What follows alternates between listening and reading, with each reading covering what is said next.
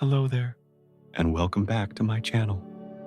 Tonight, we're going somewhere quiet, somewhere far from the noise of the world, a place where time moves slowly and light travels across distances we can barely imagine. Before we begin, take a quiet moment to settle in. Let the weight of the day loosen its hold on your shoulders. Feel your body sink a little deeper into wherever you're resting. Your breath can find an easy rhythm now. In through the nose, slow and cool. Out through the mouth, warm and soft. Whether you are listening at night, in a dark room, with only the glow of a screen, or in a soft morning, with curtains half drawn, let the noise drift to the edges. Let your thoughts rest in the middle, like dust settling on still water. Imagine a slow, starlit horizon, a pale arc of light above a sleeping world, a silent sea of distant suns, each one holding its own family of worlds spinning quietly in the dark. The air around you feels cool and still, as if you're standing at the edge of something vast. The darkness here is not empty. It holds a gentle shimmer. Starlight folds across quiet dust. Waves of light travel through the dark, patient and unhurried. Faint clouds of gas breathe in long ancient turns, glowing softly in shades of blue and amber. This is the most relaxing facts about moons to fall asleep to. Not the violent crashes or the burning storms. Not the extremes that shock and startle, but the slow, soft truths. The rhythms of orbit, the silence of ice, the glow of distant light on ancient surfaces. Not a single moment, but a story moving with the turning of the stars. Unhurried, wide, calm. It is a tale of light, shadow, and silence. Of worlds that spin without sound. Of oceans hidden beneath ice. Of moons that have been drifting quietly for billions of years, waiting to be noticed. What if the night remembers every path light has taken? What if the spaces between things are not empty, but quietly alive with motion, with memory, with time folding over itself like water? What if each moon holds a kind of stillness we've forgotten how to feel? Where are you listening from right now? What is the weather of your room? Quiet, dim, rainy, or warm? Whatever it is, we are sharing this small moment under the same sky. You hear me speaking softly, and out there beyond the clouds, the moons continue their slow dance. If you enjoy slow journeys like this, you are welcome to stay a little longer. No rush, just a seat beside the soft glow. So let your thoughts fall to the pace of drifting light. Let your breathing match the rhythm of orbits, and we will begin our gentle walk through the moons of our solar system, moving through it like a tide that knows its way. Let's start with the one closest to home, our moon, the one you've seen 1,000 times, the one that hangs above your street, above your city, above every place you've ever been. Quiet, patient, always there. It rises in the east, drifts slowly across the sky, and sets in the west, night after night, year after year, for as long as anyone can remember. And tonight, as you lie here, it's up there still, moving through the dark, pulling at the oceans, reflecting light that traveled across space just to reach your eyes. The moon doesn't make its own light. It borrows it. The soft silver glow you see is sunlight reflected off a surface of dust and stone. Light that bounced off the sun, traveled to the moon, and then traveled again to you. A gentle relay, a quiet exchange. The moon is a mirror, turning harsh sunlight into something softer, something you can look at without flinching. something that feels safe in the dark. And here's something beautiful. The moon always shows us the same face. Always, from the moment you were born to this very night, to 100 years from now, the moon will look the same. It spins, yes, but it spins at exactly the same speed. It orbits the Earth. So one side is always facing us. The other side, the far side, stays hidden, turned away. A secret the moon keeps to itself. This is called tidal locking. Not a cage, but a dance. The moon and the Earth, bound together by gravity, moving in perfect rhythm. The moon is far, about 384,000 kilometers away. Far enough that if you could drive there in a car, it would take 6 months of non-stop driving. Far enough that light takes over a second to make the journey. But even at that distance, the moon is not standing still.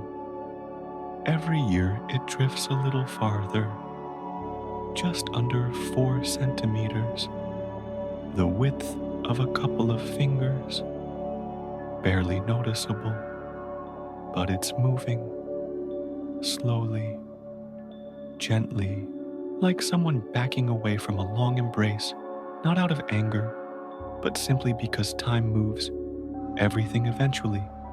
The surface of the moon is covered in dust, fine, soft gray dust called regolith. It coats everything, rocks, craters, the tracks left by rovers, the footprints left by astronauts, and those footprints are still there.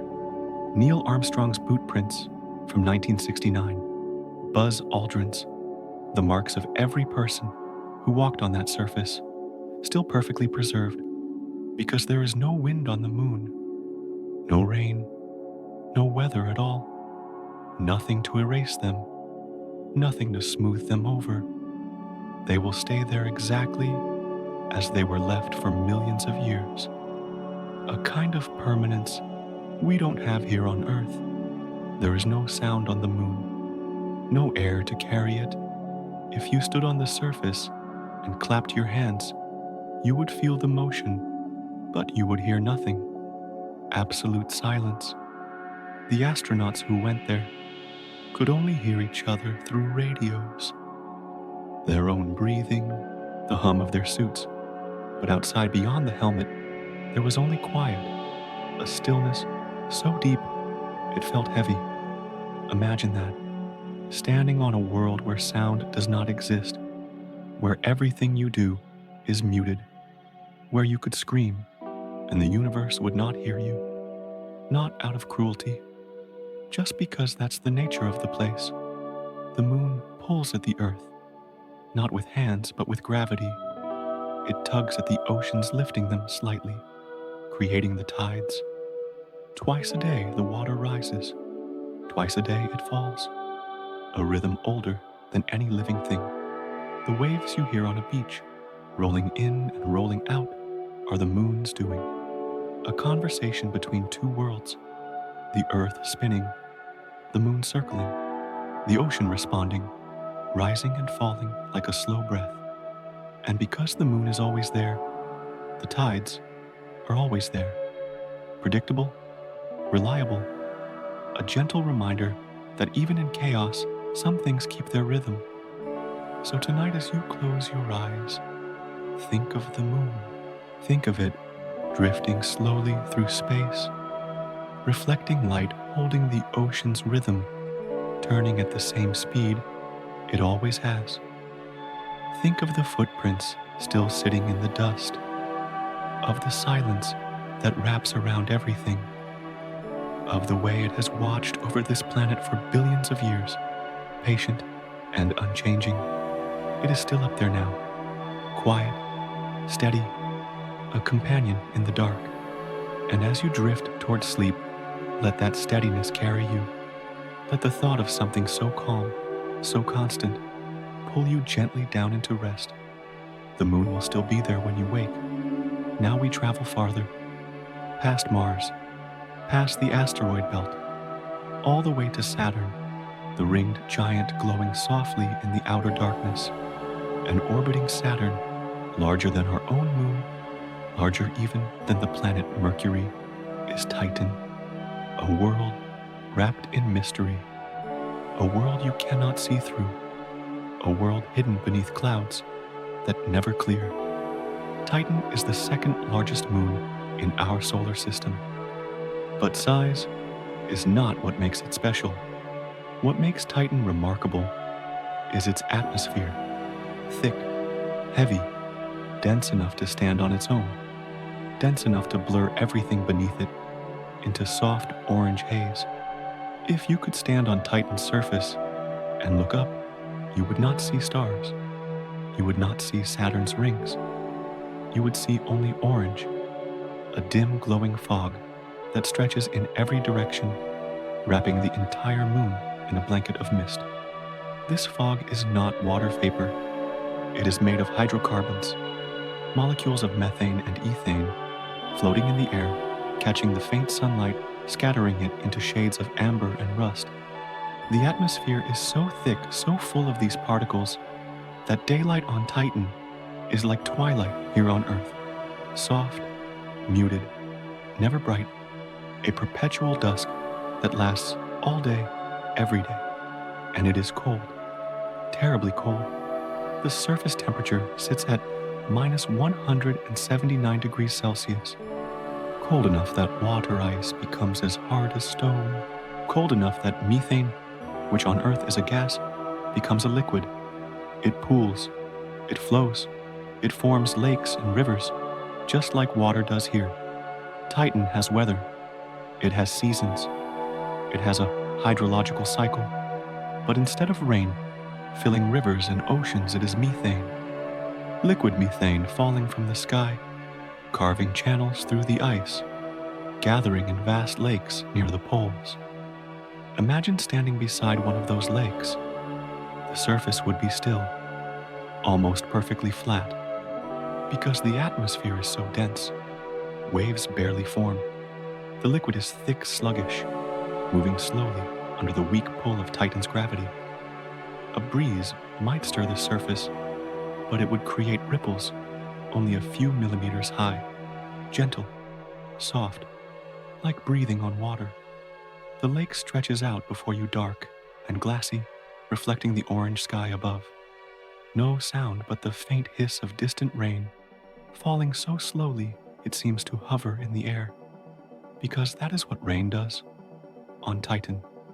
It falls slowly, the atmosphere is thick, and gravity is weak, only 1/7 of what we feel on Earth. So when a drop of methane rain forms in the clouds high above it, does not plummet. It drifts. It floats, taking minutes to reach the ground. You could watch it fall. You could follow its descent with your eyes. A single drop, tumbling gently through the haze, catching the dim light, glowing faintly as it falls. And if you stood there long enough, if you let the rain touch you, it would feel soft, not sharp, not cold in the way rain feels here. Just a gentle touch, a whisper of liquid methane landing on your suit, rolling off, joining the slow trickle that feeds the rivers below. The gravity on Titan is so low that a human being wearing a simple pair of wings could fly. Not with engines, not with machines, just wings, flapping slowly like a bird. The air is thick enough to hold you. The gravity is weak enough to let you rise. You could lift off the ground and glide through the orange haze, over lakes of methane, over mountains of ice, drifting through the mist like a dream. There is something deeply peaceful about that image, flying without effort, moving through a world that is quiet, dim and soft. No harsh sunlight, no sharp winds, just the slow drift of fog and the gentle pull of a distant ringed planet hanging in the sky above, though you would never see it through the clouds. Titan is a place where everything moves slowly. The rain, the rivers, the waves on the lakes. Even time seems to stretch here, as if the thick atmosphere has wrapped itself around every moment, holding it a little longer. There is no rush, no urgency, just the patient turning of seasons, the slow filling of lakes, the quiet carving of valleys by methane rivers that have been flowing for millions of years. And here is something that makes Titan feel almost familiar. The air pressure on its surface is only slightly higher than the pressure we feel here on Earth. If you stood on Titan, you would not be crushed. You would not feel the weight of an alien world pressing down on you. You would feel almost normal, almost at home. You would need a spacesuit for warmth, for oxygen, but the pressure would feel right, like standing on a mountain here on Earth. Comfortable, safe. Titan is not a violent place. It is not a place of extremes. It is a place of stillness, of fog and lakes, of slow rain and quiet rivers, a place where you could stand alone in the orange haze and feel the universe slow down around you, where the only sound is the soft patter of methane rain falling gently, endlessly, into lakes that have no shores you can see. So picture it now, a world hidden in mist, a world of liquid lakes and drifting rain, a world where gravity is light and the air is thick and everything moves at the pace of a lullaby. Let that image settle into your mind. Let it calm you. And as you breathe slowly, imagine yourself there, standing on the shore of a methane lake, watching the ripples fade, feeling the soft pressure of a thick atmosphere around you, safe and still. Let Titan's quiet rhythm pull you deeper into rest. Let's go somewhere smaller now, somewhere quiet and close to Mars, the red planet dusty and cold, spinning alone in the dark. And just above its surface, closer than any moon has a right to be, is Phobos, a tiny misshapen rock, a moon that barely looks like a moon at all. Phobos is small, so small you could walk across it in an afternoon. It is shaped like a potato, lumpy and uneven, covered in craters from ancient impacts, gray, dark, weathered by billions of years of silence. It does not glow. It does not shine. It simply exists, tumbling quietly through space, bound to Mars by gravity's gentle pull. But what makes Phobos special is how close it orbits. Only 6,000 kilometers above the Martian surface. That is closer than some satellites orbit Earth. So close that if you stood on Mars and looked up, Phobos would not be a distant light. It would be a presence, large, moving, crossing the sky faster than anything you have ever seen. From the surface of Mars, Phobos rises in the west and sets in the east, backward, against the way moons are supposed to move. And it does this 3 times a day. 3 sunrises for the sun, 3 moonrises for Phobos. It moves so quickly that you could watch it cross the entire sky in just over 4 hours. A moon in a hurry, racing around its planet, never slowing down. But here is the thing. Phobos is falling. Not quickly, not violently, but falling nonetheless. Every day it drifts about 2 meters closer to Mars. Just 2 meters. The length of a tall person. Barely noticeable. But over time, over millions and millions of years, those meters add up. In about 50 million years, Phobos will be too close. It will cross a line called the Roche limit, where gravity tears things apart. And when that happens, Phobos will break. It will shatter into pieces and scatter around Mars, forming a ring. A temporary ring glowing faintly in the Martian night before it, too, fades away. But that is a long time from now. For now, Phobos still holds together, still orbits, still rises and sets over and over, marking time in the Martian sky. If you could stand on Phobos, you would feel almost nothing beneath your feet. The gravity is so weak that it barely holds you down. You could jump gently and lift off the surface. You could push off with one foot and drift upward, slowly, weightlessly, until you are floating above the ground. And if you jumped a little harder, you might escape entirely, leave Phobos behind, and drift off into space, untethered free. The surface beneath you would be rough, dusty, covered in fine gray powder, much like the moon, but darker, less reflective. The craters that dot the surface are deep and shadowed, untouched by wind or weather. There is no atmosphere here, no sound, no movement except your own, just the quiet hum of Mars below filling half the sky, red and massive and impossibly close. And because Phobos orbits so quickly a day, here is short, only 7 hours and 39 minutes from sunrise to sunrise. The sun would rise, arc across the sky, and set again before you had time to truly rest. Time moves differently here, faster, more compressed, as if the moon itself is impatient to keep moving, to keep circling, to keep falling inch by inch toward the planet it will one day rejoin. But despite its speed, there is something gentle about Phobos, something soft in the way it moves. It does not crash, it does not burn. It simply glides locked in its orbit, turning slowly, showing Mars every side of itself, over and over again. A quiet companion circling endlessly, with no purpose but to exist, to orbit, to fall, at a pace too slow to notice in a single lifetime. There is a kind of peace in that, in the inevitability of it. Phobos is not fighting its fate. It is not resisting. It is simply moving as it always has, as it always will until the day it cannot anymore. And when that day comes, it will not be sudden. It will not be violent. It will be slow, gentle, a gradual unraveling, like a knot loosening over time until the pieces drift apart and settle into something new. So, as you lie here, think of Phobos. Think of this small, lonely moon circling so close to its planet that it can almost touch it.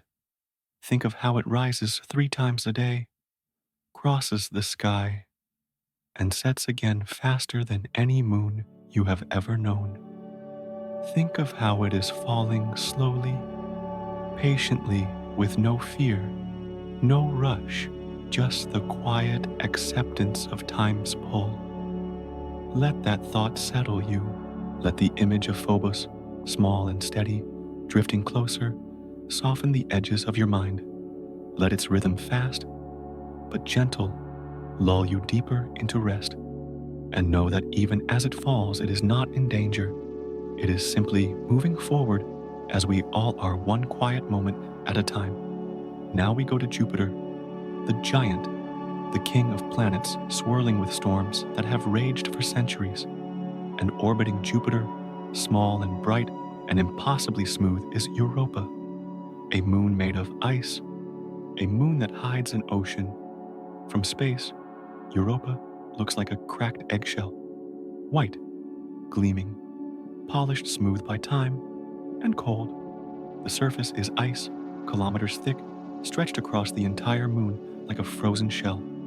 But beneath that ice, deep below, where sunlight cannot reach, there is water, liquid water.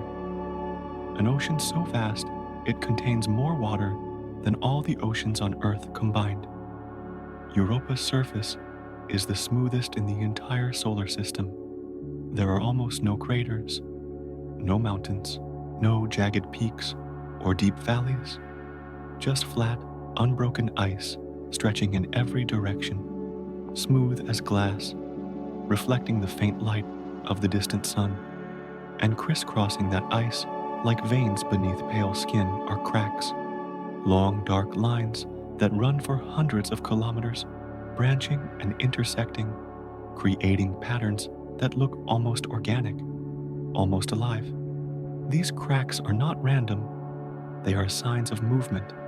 The ice shifts, it flexes, pulled and stretched by the immense gravity of Jupiter, which tugs at Europa as it orbits, squeezing it gently, rhythmically, like a slow heartbeat. This constant flexing keeps the ocean beneath from freezing solid. It generates heat, friction, warmth, enough to keep the water liquid, even in the freezing cold of deep space. The ice shell is thick, between 15 and 25 kilometers deep in most places, thick enough that if you stood on the surface, you would feel solid ground beneath your feet, thick enough that the ocean below would be hidden from view, locked away in darkness. But the ice is not still.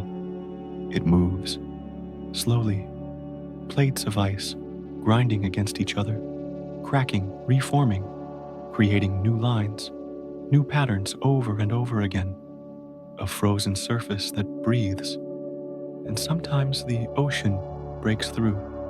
Scientists believe that in certain places, water from deep below erupts upward, shooting through cracks in the ice and spraying out into space. Geysers of salt water frozen instantly by the vacuum, creating plumes of ice crystals that catch the light and shimmer like diamonds before falling gently back to the surface. These plumes are rare, brief, but they are proof that the ocean is there, that it is real, that beneath all that ice there is movement, energy, life-giving water. Imagine being beneath the ice, deep down in the ocean, the weight of the ice shell pressing above you, but the water around you is not freezing. It is cool, yes, but not unbearable, warmed by the slow flex of the moon's interior, by the heat generated from tidal forces from the pull of Jupiter far above. The water is dark, completely dark. No sunlight has ever reached this place, but it is not empty. There may be currents here, gentle flows of water, stirred by the heat rising from the ocean floor, drifting slowly through the dark. There may be volcanic vents on the seafloor, like the ones we have on Earth, releasing warm water and minerals into the cold. And where there is warmth, where there is water, where there is energy, there could be life, simple life, microbes, tiny organisms clinging to rocks, feeding on the chemicals released by the vents, existing in total darkness, never knowing the surface exists. We do not know if life is there, but the possibility hangs in the water like a question, quiet, patient, waiting. The ocean is deep. Estimates suggest it could be 100 kilometers from top to bottom, deeper than any ocean on Earth, a vast hidden sea locked beneath ice, untouched by wind or waves. The surface above is frozen and still, but below the water moves, slowly, gently, currents flowing in the dark, carrying warmth, carrying time, carrying the patience of a world that has existed this way for billions of years. There is something deeply calming about Europa, about the idea of an ocean hidden away, protected, insulated from the chaos of space, a place where everything is soft, dark, quiet, where the only sound would be the faint creak of ice shifting above the distant hum of water currents, the slow settling of the moon as it turns. And above it all, Jupiter looms, massive, filling half the sky with its bands of color, its swirling storms, its ancient beauty. From Europa's surface, Jupiter would never set. It would simply hang there, enormous and unmoving, a constant presence, watching over this small moon and its hidden sea. So picture yourself there now, standing on the ice, the surface smooth and cold beneath your feet, the cracks stretching out in every direction, dark lines against white, and beneath you, far below the ocean, waits. Deep, warm, silent, a secret held by the ice, a place where time moves slowly, where water flows without sound, where warmth rises gently from the depths. Let that image settle over you. Let the stillness of Europa's ocean wrap around your thoughts. Let the weight of the ice above the warmth of the water below hold you gently as you drift deeper into sleep. The ocean is patient. It has waited billions of years. It can wait a little longer, and so can you. We stay near Jupiter for this one, but we move to a moon that is nothing like Europa. Where Europa is ice and stillness, Io is fire and motion, the most volcanically active body in the entire solar system. A world that never stops changing. A world painted in colors you would not expect to find in space. Io is beautiful in a way that feels almost impossible. Its surface glows with shades of yellow, orange, red, and white. Sulfur in every form, coating the ground, staining the landscape, creating patterns that look like abstract art. From space, Io looks like a giant pizza, mottled and colorful, dotted with dark spots, where volcanoes have erupted and left their mark. It does not look real, but it is. There are over 400 active volcanoes on Io. 400. Some are erupting right now as you listen to this. Plumes of gas and molten rock shooting upward hundreds of kilometers into space before falling back down in slow arcs, coating the surface, fresh layers of sulfur and ash. The eruptions are constant, relentless, but they are not violent in the way you might imagine. They are slow, steady, rhythmic, because Io is caught in a gravitational tug of war. Jupiter pulls on one side, Europa and Ganymede, two of Jupiter's other large moons, pull from the other, and as Io orbits, it is stretched and squeezed over and over like dough being kneaded. This constant flexing generates heat, enormous heat, enough to melt the interior, to keep the volcanoes alive, to reshape the surface again and again. The surface of Io has no impact craters, none, because any crater that forms is quickly covered by new lava, new sulfur, new eruptions. The moon is constantly renewing itself, burying its past beneath layers of fire and color. It is one of the youngest surfaces in the solar system, always fresh, always changing, never still. If you stood on Io, you would see a landscape unlike any other. Mountains of sulfur glowing faintly in shades of yellow and white. Lava lakes bubbling slowly. Their surface is crusted over with cooling rock that cracks and shifts as the molten material beneath moves. And in the distance, a volcano erupting, not with a roar, because there is almost no atmosphere to carry sound, but silently, a fountain of lava rising slowly into the black sky, glowing red and orange, before falling back down in a slow, graceful arc. The temperatures on Io are extreme. In the shadows, away from the volcanoes, the surface can drop to minus 163 degrees Celsius, cold enough to freeze almost anything, but near an active lava flow temperatures can soar to over 1,600 degrees, hot enough to melt metal, hot enough to glow. The contrast is sharp, ice and fire side by side, separated by only a few steps. But despite the extremes, there is a strange kind of rhythm to Io. The volcanoes do not erupt randomly. They follow a pattern, a cycle. Driven by the push and pull of Jupiter's gravity, they erupt, rest, and erupt again. Some are more active than others. Some are quiet for years before waking up. But the dance continues predictable, in its own chaotic way. And the colors are what make Io feel almost dreamlike. Reds and oranges from sulfur dioxide frost, yellows from elemental sulfur, whites from sulfur dioxide snow, blacks from cooled lava. The entire surface is a palette painted and repainted by the volcanoes, layer after layer, creating a landscape that looks more like a painting than a world. It is vibrant, alive, constantly shifting. From Io's surface, Jupiter dominates the sky, massive, always there, never moving. And around Jupiter, the faint glow of the other moons, Europa and Ganymede, sliding silently past. You would see them rise and set small lights in the distance, while beneath your feet, the ground trembles gently, rhythmically, as the moon flexes under the weight of gravity's pull. There is something hypnotic about Io.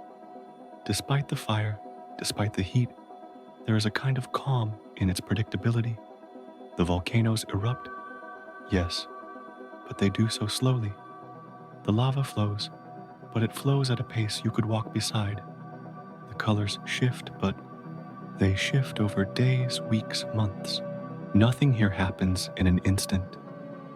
Everything takes time, and perhaps that is the most relaxing thing about Io, that even in a world of constant change, there is still rhythm, still pattern, still a sense that everything is moving according to some deeper rule, some ancient dance between gravity and heat, between motion and stillness.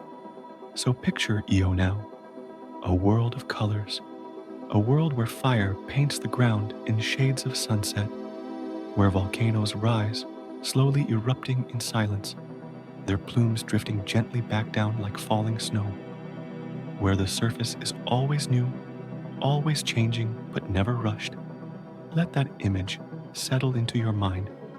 Let the slow rhythm of the volcanoes match the rhythm of your breathing. In and out, rise and fall, heat and cold. And as you breathe, let yourself drift, knowing that even in a world of fire, there is stillness, there is peace, there is time. We return to Saturn now, to its rings glowing softly in the distant sunlight, and tucked among those rings, small and bright and impossibly pure, is Enceladus, a moon no larger than some countries on Earth, a tiny world wrapped in ice so white, so clean, that it reflects nearly all the light that touches it. The brightest object in the entire solar system.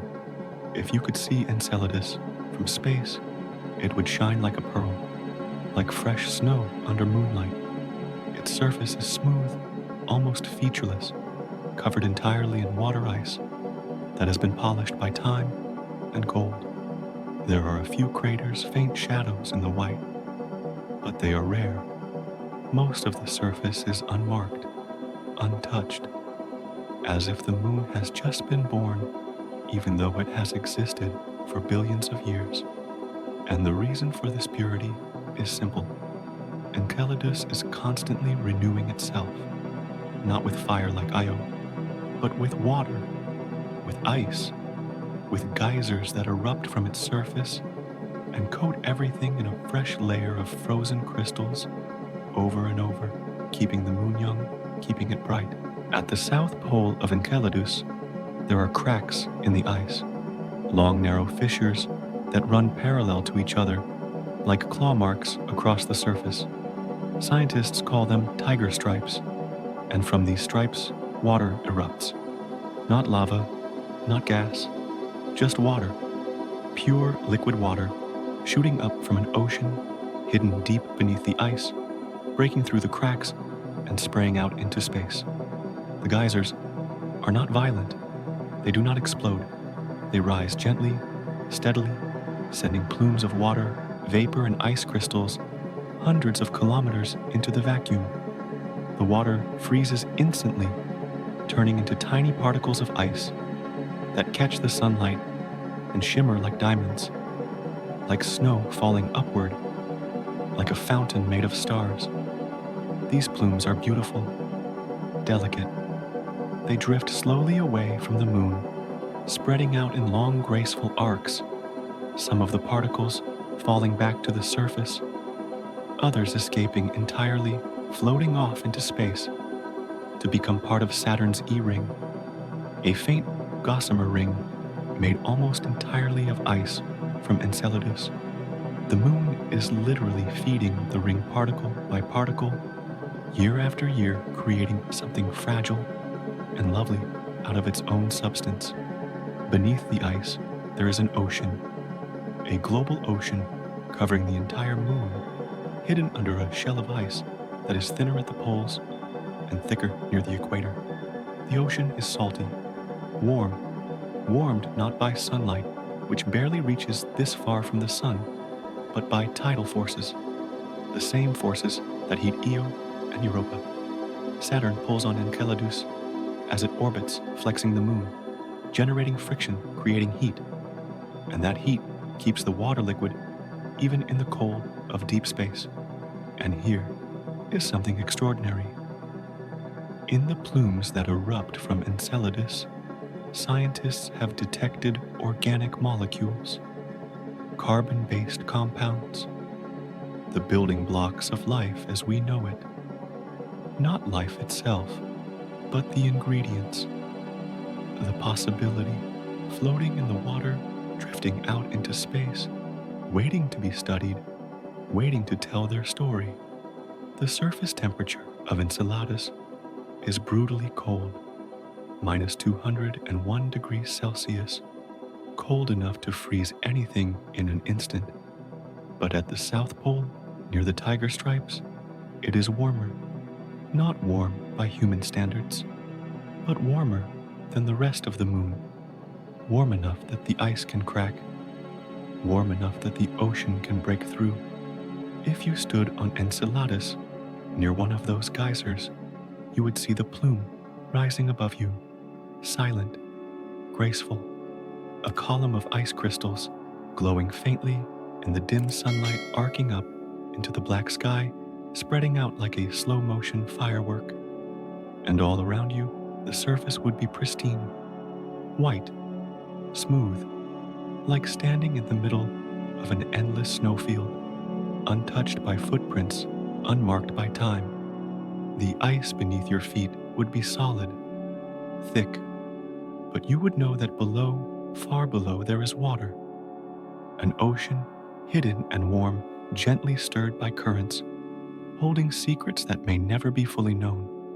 And above you, Saturn would hang in the sky, enormous, its rings stretching across the horizon, glowing softly, a constant reminder that you are far from home, far from anything familiar. There is something deeply peaceful about Enceladus, about the way it renews itself, about the way the geysers rise so gently, so patiently, never rushing, never stopping. They have been erupting for millions of years. They will erupt for millions more. There is no urgency, no panic, just the slow, steady release of water from an ocean that has all the time in the world, and the brightness, the purity, the way Enceladus reflects light so perfectly that it almost glows. It feels clean, untainted, like a place where nothing harsh can touch you, where the only sound, if sound could exist, would be the soft hiss of water turning to ice, the faint rustle of particles settling on the surface, the quiet breath of a world that is alive in its own quiet way. So, picture yourself there now, standing on the ice, the surface smooth and cold beneath you, the geyser rising in the distance, slow and silent, scattering light in every direction. Saturn above, filling the sky with its rings. And beneath your feet, the ocean warm and hidden, moving gently in the dark. Let that image hold you. Let the brightness of Enceladus wrap around your thoughts like a soft blanket. Let the rhythm of the geysers, rising and falling, match the rhythm of your breath, in and out, up and down, ice and water, light and dark, and as you breathe, let yourself sink deeper into rest, knowing that somewhere out there, on a tiny moon at the edge of Saturn's rings, water is still rising, still falling, still renewing, quietly, patiently, forever. Now, we travel to the edge, to the farthest reaches of the solar system, where the sun is just a bright star among many, where cold settles into everything, where a silence is absolute. Here, orbiting Neptune, the blue giant of the outer dark is Triton, the largest moon of Neptune, the coldest object we have ever measured, a world that moves backward through space. Triton is unique. It is the only large moon in the entire solar system that orbits in the opposite direction of its planet's rotation. While Neptune spins one way, Triton circles the other. Retrograde, they call it, going against the flow, moving backward through time, in a sense tracing a path that no other moon follows. This backward motion tells a story. Triton was not born here. It did not form alongside Neptune the way most moons do. It came from somewhere else, somewhere far away. It was a wanderer drifting through the cold outer dark until one day it passed too close to Neptune and was captured, pulled into orbit, trapped by gravity, and it has been circling ever since, alone, moving against the tide. A stranger in a foreign sky. The surface of Triton is pale, almost pink, a soft, delicate color that comes from frozen nitrogen mixed with traces of methane ice, tinted by the faint radiation from distant stars. It looks fragile, like frost on a window, like the surface of a frozen lake at dawn, when the light is soft and the world feels hushed. And it is cold, so cold that it defies imagination. Minus 235 degrees Celsius, the coldest surface temperature ever recorded on any moon or planet. At this temperature, nitrogen freezes solid, methane becomes ice. Even the air, if there were any, would fall to the ground as snow. But Triton is not entirely still. Despite the cold, despite the distance from the sun, there are geysers here. Not water like on Enceladus, but nitrogen, liquid nitrogen heated by some unknown source, deep below the surface, erupting through cracks in the ice and spraying out into the thin atmosphere. The plumes rise, slowly, lazily, pushed by the weak pressure, drifting several kilometers into the sky before falling back down as nitrogen snow. These geysers leave dark streaks across the surface, long, thin lines of dust and ice blown by the faint winds marking the places where eruptions have occurred. The streaks are beautiful in their simplicity, dark against pale, sharp against soft, like brush strokes on a canvas painted by a world that barely has the energy to move. The surface of Triton is young. There are very few craters, fewer than you would expect on a world this old. This means the surface has been renewed, reshaped, covered over by fresh ice and nitrogen frost. But the process is slow, glacially slow, because at these temperatures everything happens in slow motion. Ice flows like molasses. Geysers erupt over days, not seconds. Time itself seems to stretch to slow down, as if the cold has frozen not just the surface, but the very passage of moments. From Triton's surface, Neptune fills the sky, massive, blue, serene. Its clouds swirl gently, storms moving across its face, at speeds we can barely imagine. Though from here, so far away, they look almost still. Neptune does not rise or set. It simply hangs there, unmoving, a constant companion in the black sky, glowing faintly with its own internal heat. And beyond Neptune, there's nothing, just darkness, The sun is so far away, it looks like any other star. Bright, yes, but small, distant, offering no warmth, no comfort, just a pinprick of light in an endless sea of black. Triton is falling, just like Phobos. Its retrograde orbit means it is slowly, inevitably spiraling inward toward Neptune. Each year it drifts a little closer. Not much, just a little. But over millions of years, those small distances add up. Eventually, in perhaps 3.5 billion years, Triton will cross too close.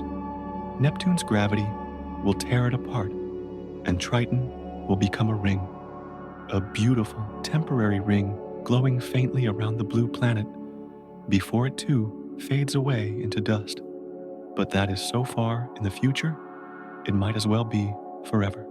For now, Triton still holds together, still orbits, still moves backward through space alone, unique, following a path that no other moon has ever followed. There is a kind of peaceful solitude in that, in being different, in moving against the flow, not out of rebellion, but simply because that is the nature of the thing. Triton does not fight its orbit.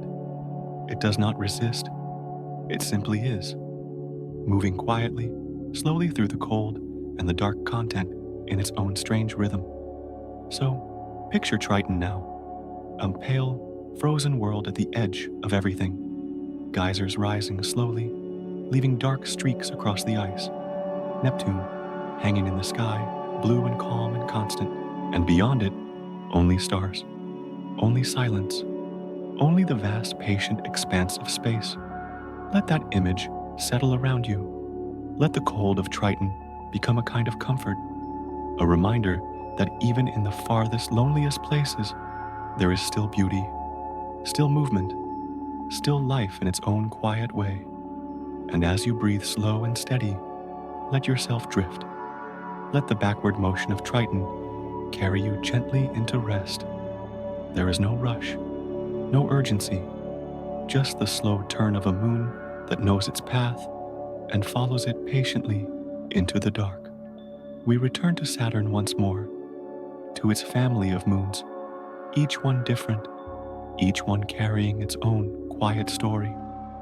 And among them, small and round and marked by a single unforgettable feature, is Mimas, a moon that looks like something from a story, a moon that survived something it should not have. From a distance, Mimas looks ordinary, white, smooth, covered entirely in water ice, like so many other moons in the outer solar system. It is small, barely 400 kilometers across. You could drive around it in a day if there were roads. It orbits close to Saturn, nestled just inside the gap between the planet and its rings, turning slowly, quietly, as it has for billions of years. But then you see it, the crater, Herschel crater, a massive circular scar that dominates nearly 1/3 of Mimas's entire diameter, a single eye staring out into space, an impact so large, so devastating, that it is a miracle the moon survived at all. When people first saw images of Mimas, they could not help but notice the resemblance. The round body, the enormous crater perfectly placed. It looks exactly like the Death Star from Star Wars, a fictional weapon of destruction, reimagined by nature as a tiny, harmless moon. The universe, it seems, has a sense of irony, but Herschel crater is not a joke. It is a story written in ice and stone. Billions of years ago, something struck Mimas. An asteroid, perhaps. A comet. Something large and fast, traveling through the cold emptiness of space. It hit with unimaginable force, carving out a crater so deep that it nearly shattered the moon entirely. The crater is 10 kilometers deep. The walls rise 6 kilometers above the surrounding surface. And at the center, there is a peak, a mountain of ice pushed upward by the force of the impact, standing tall like a monument to survival. On the opposite side of Mimas, directly across from the crater, the surface is fractured, cracked. The shock wave from the impact traveled through the entire moon, almost tearing it apart from the inside. But Mimas held together. Somehow, despite the violence, despite the force that should have destroyed it, the moon survived. It did not break. It did not scatter into pieces. It remained whole, and in the billions of years since it has simply continued to exist, quiet, still, marked forever by the event, but at peace. The surface of Mimas is covered in ice, pure water, ice bright and reflective, glowing faintly in the light of the distant sun. It is smooth in some places, cratered in others, like most moons. But Herschel dominates everything.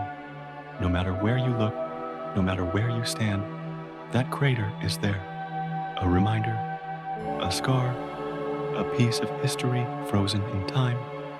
The temperature on Mimas is cold, minus 209 degrees Celsius. Not the coldest moon we have visited tonight, but cold enough that everything is frozen solid. Cold enough that the ice beneath your feet, if you could stand there, would be harder than concrete. Cold enough that nothing moves, nothing changes. The surface is locked in place, preserved exactly as it was when the last impact occurred perhaps millions of years ago.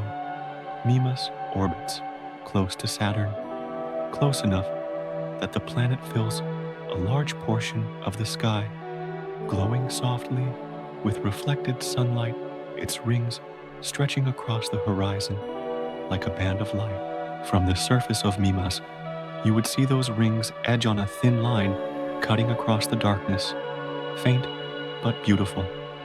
And beyond the rings, the other moons of Saturn would drift past: Enceladus, Tethys, Dione, each one a small light in the distance, each one following its own path. There is something deeply calming about Mimas. Despite the violence of its past, despite the crater that marks its surface, it is now a place of stillness. The impact happened so long ago that it feels like ancient history, a story from another age. What remains is not destruction, but survival. Not chaos, but balance. The shape of Mimas is nearly a perfect sphere. Gravity has pulled it into a smooth, even form, despite the crater, despite the cracks. It is round, balanced, symmetrical. And there is something soothing about that symmetry, something that feels right, as if the universe, after all the violence, has found a way to restore order, to create beauty from destruction. If you stood on the rim of Herschel crater, looking down into its depths, you would see a bowl of ice, perfectly circular, its walls sloping gently inward toward the center. The peak in the middle would rise up like a small mountain, its edges smooth, softened by time and cold. And around you, the surface would stretch out white and quiet, unmarked, except for the smaller craters scattered here and there, each one a tiny echo of the great impact that almost ended everything. But it did not end. Mimas survived, and now it drifts quietly through space, circling Saturn, reflecting light, holding its shape patient and still. The crater is not a wound anymore.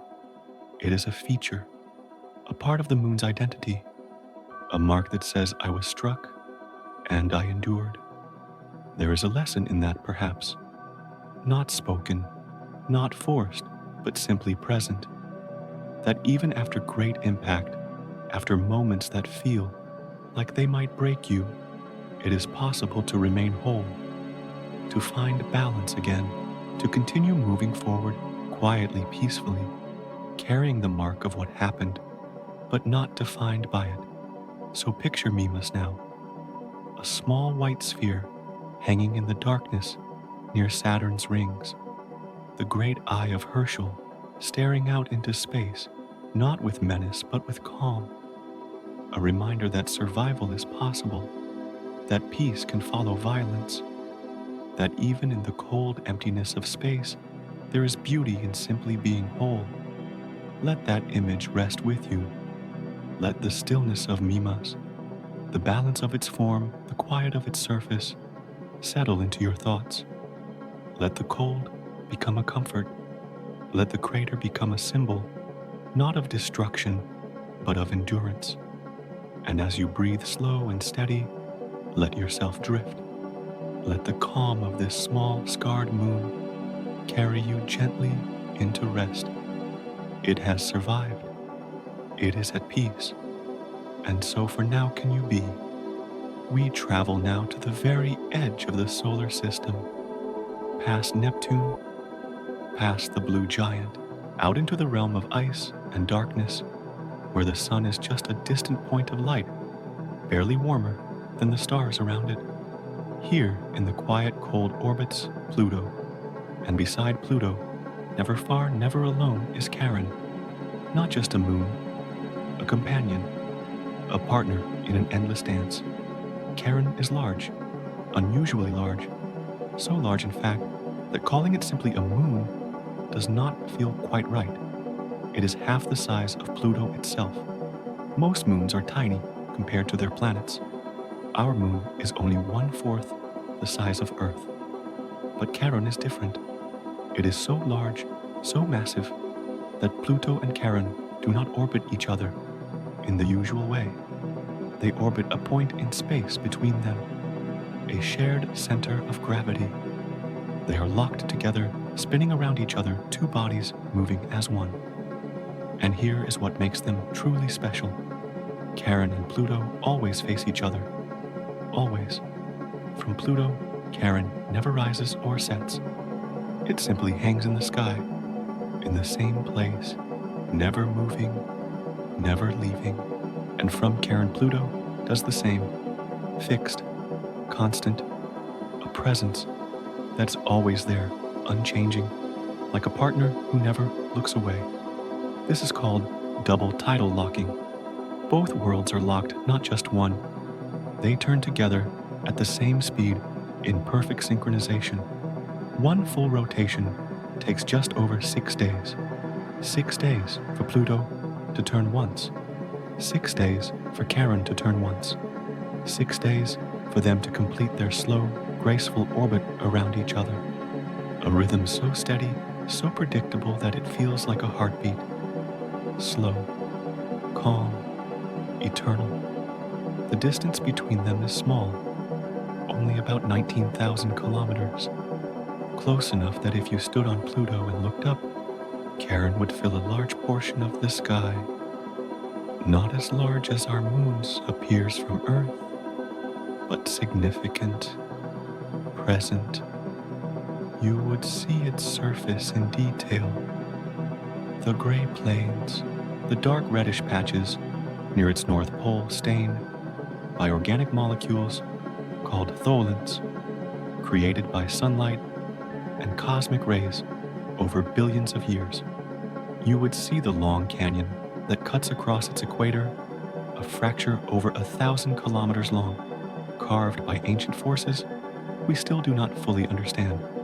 And Charon would never move. It would stay right there, in that same spot, day after day, year after year, century after century. A fixed point in the sky, constant companion, never rising, never setting, just there, always there. From Charon, the view would be the same. Pluto hanging in the sky, massive and pale its surface, a patchwork of white nitrogen ice, and dark organic plains shaped like a heart in some places, smooth and bright. And Pluto, too, would never move. It would remain in the same position, a steady presence watching over Charon, just as Charon watches over it. There is something deeply peaceful about this arrangement, something comforting in a universe where everything is in motion, where planets spin and moons drift and stars burn and die. Pluto and Charon have found stillness with each other. They do not wander, They do not drift apart. They simply move together, locked in place, bound by gravity and time partners, the dark. The surface of Charon is cold, minus 220 degrees Celsius, cold enough that water ice is as hard as granite, cold enough that methane freezes solid. The surface is gray, mostly with patches of darker material scattered here and there. It is not smooth. There are craters, yes, but also plains, mountains, and that long, deep canyon that suggests Charon once had a subsurface ocean that froze and expanded, cracking the surface from the inside. But now all is still. The ocean, if it existed, is frozen. The surface is quiet. Nothing moves. Nothing changes. Charon simply turns, slowly locked in its dance with Pluto, reflecting the faint light of the distant sun. If you stood on Charon's surface near the equator, you would see Pluto dominating the sky, and beyond Pluto, you would see the sun, small, faint, a bright star among stars offering almost no warmth, almost no light.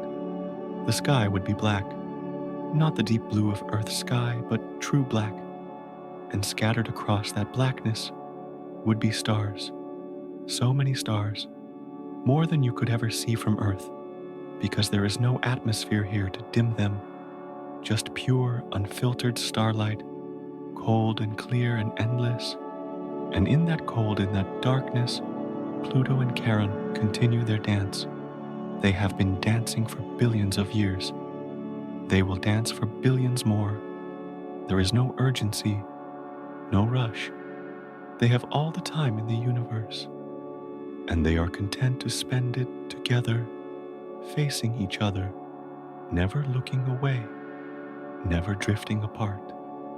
There is a kind of love in that, perhaps, not spoken, not deliberate, but present nonetheless. A bond created not by choice, but by gravity, by proximity, by the simple fact of being there together in the cold at the edge of everything. They are companions, not because they need to be, but because that is what they are. And so they turn, slowly, gently, around and around, always facing each other, always together. A waltz in the dark, a dance that began when the solar system was young and will continue long after everything else has changed. They are constant, they are steady, they are each other's horizon. So picture them now, Pluto and Charon hanging in space, locked together, turning slowly, the light of the distant sun glinting off their icy surfaces, the stars watching from the darkness, and between them, only silence, only the slow, patient pull of gravity, only the endless, gentle rhythm of their shared orbit. Let that image hold you. Let the idea of two worlds forever facing each other, forever together, settle into your thoughts. Let the cold become a kind of comfort. Let the stillness become a kind of peace. And as you breathe, slow and steady, imagine yourself there on the surface of Charon, looking up at Pluto, knowing it will always be there, never moving, never leaving, a presence you can count on, a companion in the dark. And as you drift toward sleep, let that constancy carry you. Let the dance of Pluto and Charon, slow and eternal, pull you gently down into rest. They are together. They are at peace. And so for now, can you be? Let's visit something small now. Something so tiny, so humble, that it barely seems like a moon at all. Back to Mars we go. And this time we look not at Phobos, the close companion, but at its smaller sibling, Deimos, the outer moon, the quiet one, the one that drifts farther away, barely noticed content to be small. Deimos is only 12 kilometers across. 12. That is smaller than many cities, smaller than the island of Manhattan. If you stood at one end and walked at a steady pace, you could reach the other side in just a few hours. You could walk around the entire moon in an afternoon, stepping carefully across the dust, tracing its irregular shape, and return to where you started before the sun had moved very far across the Martian sky. It does not look like a moon. It looks like a rock, a potato-shaped boulder tumbling slowly through space. Its surface is rough, uneven, covered in a thick blanket of fine dust called regolith, dust that has been sitting there for billions of years, untouched by wind or rain, piled up over time from the slow grinding of tiny meteorite impacts. The dust softens everything, smooths the edges, makes the surface look almost gentle, despite the harshness of space. From Mars, Deimos is barely visible. It does not rise large in the sky, like Phobos. It does not cross the horizon quickly. It simply appears as a bright point of light, a star, a faint glow that moves slowly, taking more than 2 days to cross from one side of the sky to the other. You could watch it drift, patient and unhurried, barely changing position from hour to hour. And if you did not know it was a moon, you might mistake it for something else, a distant satellite, a far-off ship, or simply another star among the thousands that fill the Martian night. But it is a moon. Small, yes. Modest, certainly. But still a moon. Still a world in its own quiet way. And there is something beautiful about its smallness. Something comforting in the fact that not everything in the universe needs to be grand or overwhelming. Some things can simply be small, and that is enough. The gravity on Deimos is almost non-existent. So weak that if you stood on its surface and jumped even gently, you would lift off the ground and drift upward slowly, like a balloon released into the air. You would rise for minutes, floating higher and higher, until you were far above the surface, looking down at the small, dust-covered rock below. And if you jumped just a little harder, you might escape entirely, leave Deimos behind, and drift off into space weightless free. But let's say you stay. Let's say you land gently back on the surface, your feet sinking slightly into the soft regolith. The dust beneath you is fine, like powder undisturbed for eons.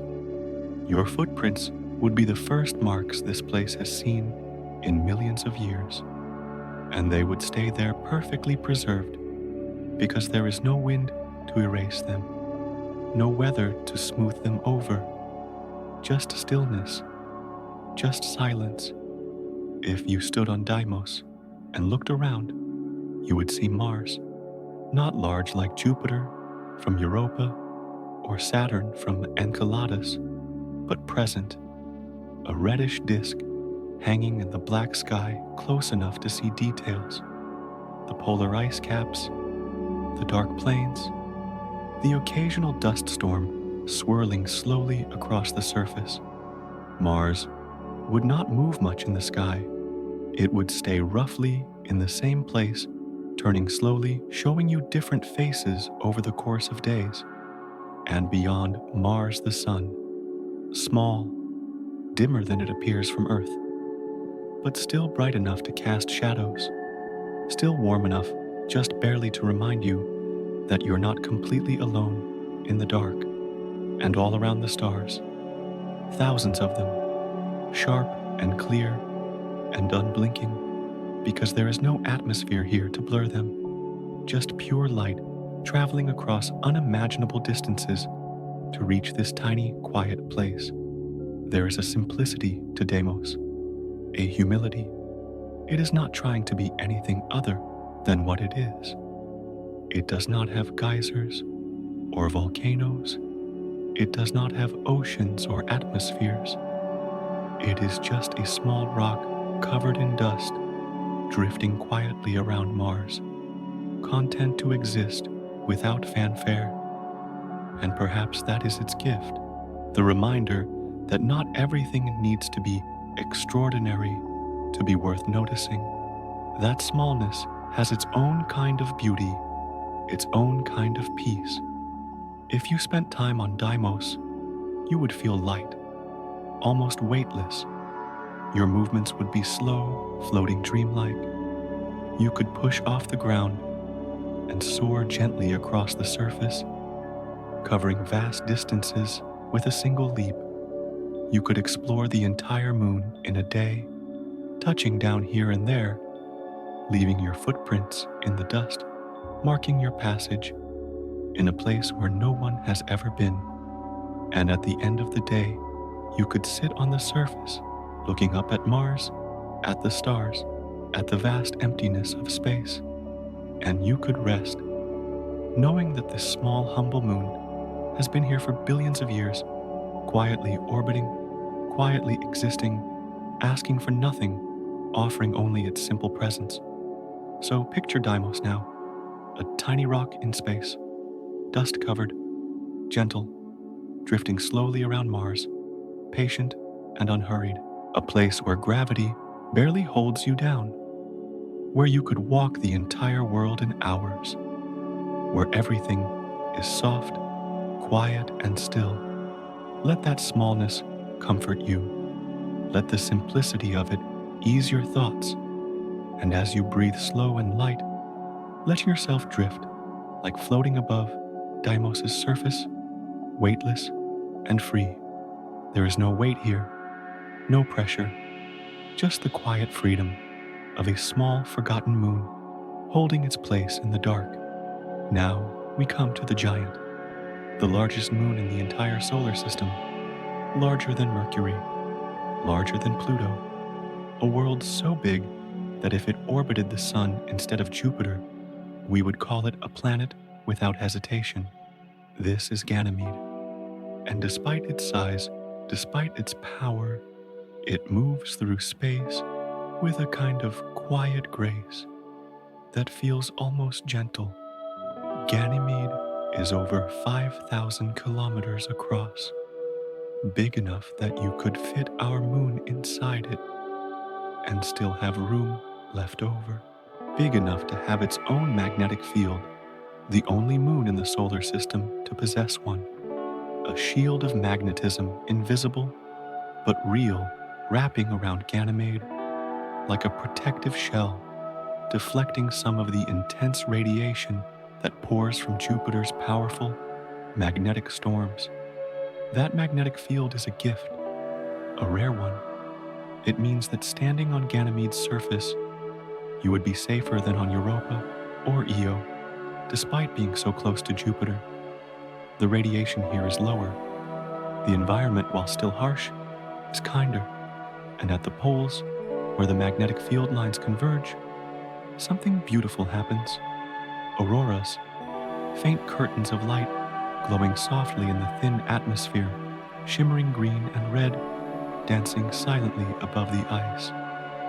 The surface of Ganymede is a patchwork, two types of terrain intermingled, telling the story of a world that has changed over time. There are dark regions, ancient and cratered untouched for billions of years. And there are bright regions, younger crisscrossed with ridges and grooves, reshaped by tectonic forces we are still trying to understand. The contrast is striking, dark and light, old and new, like a map drawn in shades of gray, each region holding its own secrets. The bright areas look almost like frozen waves, long parallel grooves running for hundreds of kilometers, carved into the ice by ancient movements beneath the surface. Perhaps the ice cracked and shifted. Perhaps water welled up from below and froze in place. We do not know for certain, but the patterns are beautiful, orderly, calming in their repetition, like furrows in a field or ripples on a frozen lake, stretching endlessly across the landscape. Beneath the ice there is water, an ocean, deep and vast, hidden beneath a shell of ice, perhaps 150 kilometers thick. The ocean is salty warmed by the same tidal forces that heat Europa and Io, kept liquid by the slow squeeze and stretch of Jupiter's gravity as Ganymede orbits. The ocean is dark, cold, but not frozen, and in that darkness there may be currents, gentle flows of water moving through the deep, carrying warmth from below, stirring the stillness. Ganymede has an atmosphere, thin, so thin you could not breathe it, but it is there, made mostly of oxygen, released slowly from the ice as radiation breaks apart water molecules. The oxygen drifts upward, forming a faint haze around the moon, barely visible, barely measurable, but real nonetheless. A whisper of air in the vacuum of space. If you stood on Ganymede's surface, you would feel the ground beneath your feet. Solid, firm, not the soft regolith of smaller moons, but hard ice, ancient and unyielding. The gravity is stronger here than on most moons, not as strong as Earth, but enough to hold you down, to give you weight, to make your movements feel grounded and deliberate. Above you, Jupiter would dominate the sky, enormous, filling nearly a quarter of the visible horizon, its bands of color, brown and white and tan, swirling slowly. Its great red spot, a storm larger than Earth, turning gently in the atmosphere. And around Jupiter, the faint line of its rings barely visible, but there if you know where to look. The sight would be overwhelming, beautiful, a reminder of the sheer scale of the universe and your smallness within it. But despite that smallness, you would not feel vulnerable, because Ganymede has that magnetic field, that invisible shield, that protective bubble, keeping the worst of the radiation at bay. You would feel in a strange way safe, as if this giant moon, with all its size and strength, is watching over you, quietly, gently. At the poles, if you were patient, you might see the auroras, faint glows in the thin atmosphere, ribbons of light, shifting and flowing like silk in a breeze that does not exist. They would not be as bright as Earth's auroras, but they would be there, a soft luminescence against the black sky, a reminder that even here, so far from the sun, there is light, there is movement, there is life in its own way. Ganymede moves slowly around Jupiter. One full orbit takes just over 7 days, a week more or less, a rhythm that feels familiar, comfortable, not too fast, not too slow, just a steady turning, a patient circling as the moon has done for billions of years. There is something reassuring about Ganymede, about its size, its strength, its magnetic field, its hidden ocean. It is a world that feels capable, solid, dependable, a place that, despite the cold and the distance and the darkness, holds itself together, a place that protects what lies within, a place that endures. So picture Ganymede now, the largest moon, the guardian, its surface, a mix of dark and light, ancient and young, its magnetic field wrapping around it like a gentle embrace, its ocean hidden deep below, quiet and still, Jupiter hanging above, massive and eternal, and at the poles the faint glow of auroras dancing softly in the thin air. Let that image settle over you. Let the size of Ganymede become a kind of comfort. Let the strength of its magnetic field become a shield around your thoughts, protecting you from the noise of the world. Let the hidden ocean below remind you that even beneath the surface, beneath the ice, there is warmth, there is movement, there is life. And as you breathe slow and deep, let yourself rest. Let the quiet strength of Ganymede hold you. You are safe, you are protected, and you can sleep now, knowing that even in the vastness of space, there are places of refuge, places of calm, places like Ganymede. Back to Saturn we drift, to its collection of strange and beautiful moons, and among them, perhaps, the strangest of all is Hyperion, a moon that does not look like a moon that looks like it was carved by someone who had never seen a sphere before, a moon that tumbles through space without pattern, without rhythm, spinning in a way that feels almost playful, almost free. Hyperion is shaped like a sponge, not round, not even close. It is lumpy, irregular, pockmarked, with countless craters that dig deep into its surface, creating holes so dark they seem to swallow light. From a distance, it looks porous, like Swiss cheese, like a piece of coral pulled from an alien sea and left to float in space.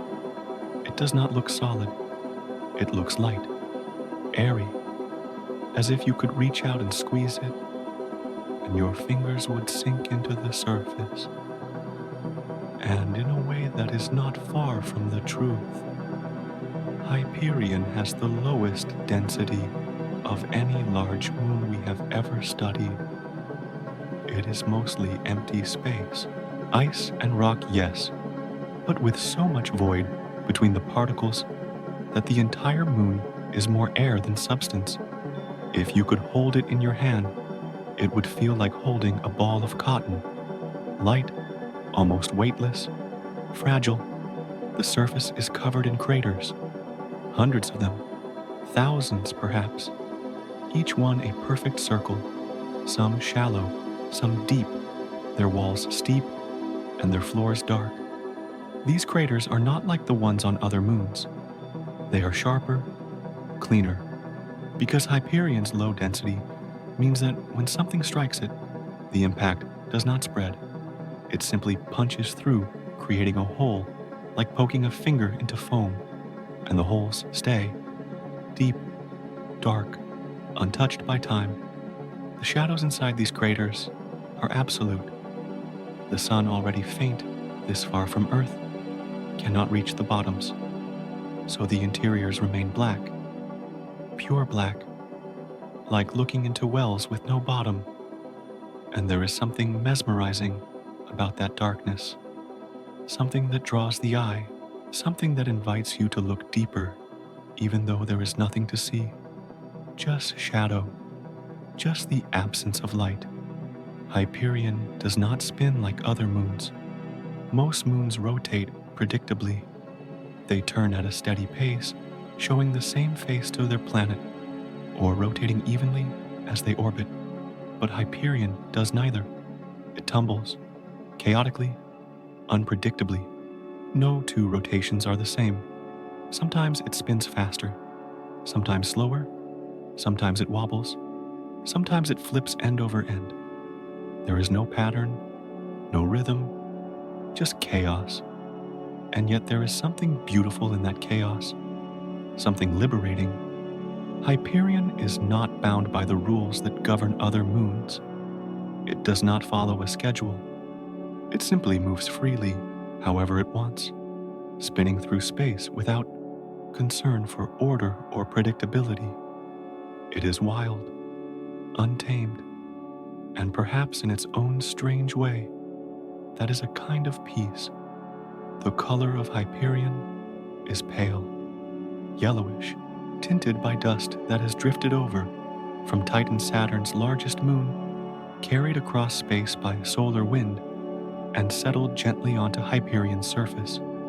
The dust is fine, almost like pollen coating the ice, and giving the moon a soft, warm glow. Not bright, not harsh, just a gentle, muted color that feels calm, soothing.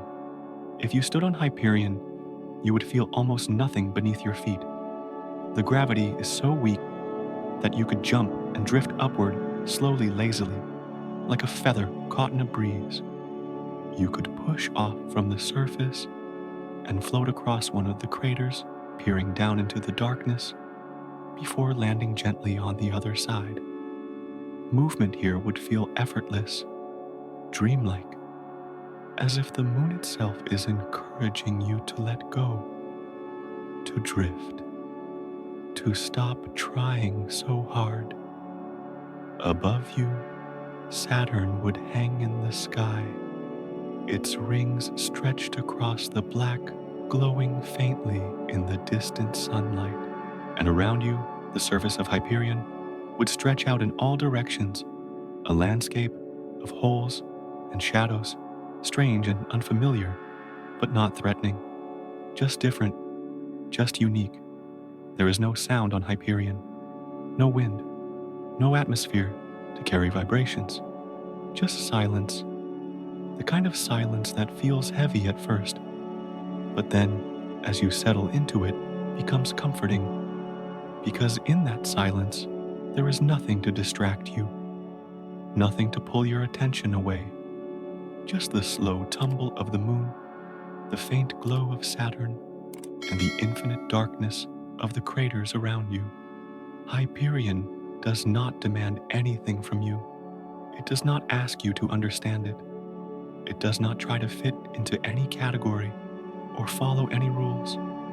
It simply exists, spinning unpredictably, pockmarked and strange, light and porous, a moon that is content to be exactly what it is, without apology, without explanation, and perhaps that is its gift, the reminder that not everything needs to make sense, that not everything needs to follow a pattern, that sometimes it is okay to tumble, to spin without direction, to be porous and light and full of empty space, to let the shadows be deep and the surface be strange, to simply exist without trying to be anything other than what you are. So picture Hyperion now, a sponge-like moon tumbling slowly through space, its surface full of deep, dark craters, its form irregular and light, its motion chaotic and free. Let that image rest with you. Let the strangeness of it become a kind of comfort. Let the shadows in the craters remind you that darkness is not something to fear. It is just the absence of light, just stillness, just rest. And as you breathe slow and gentle, let yourself tumble like Hyperion. Let go of the need for order. Let go of the need to spin in a predictable way. Just drift, just float, and know that in the quiet chaos of space, there is room for you, room to be strange, room to be light, room to rest.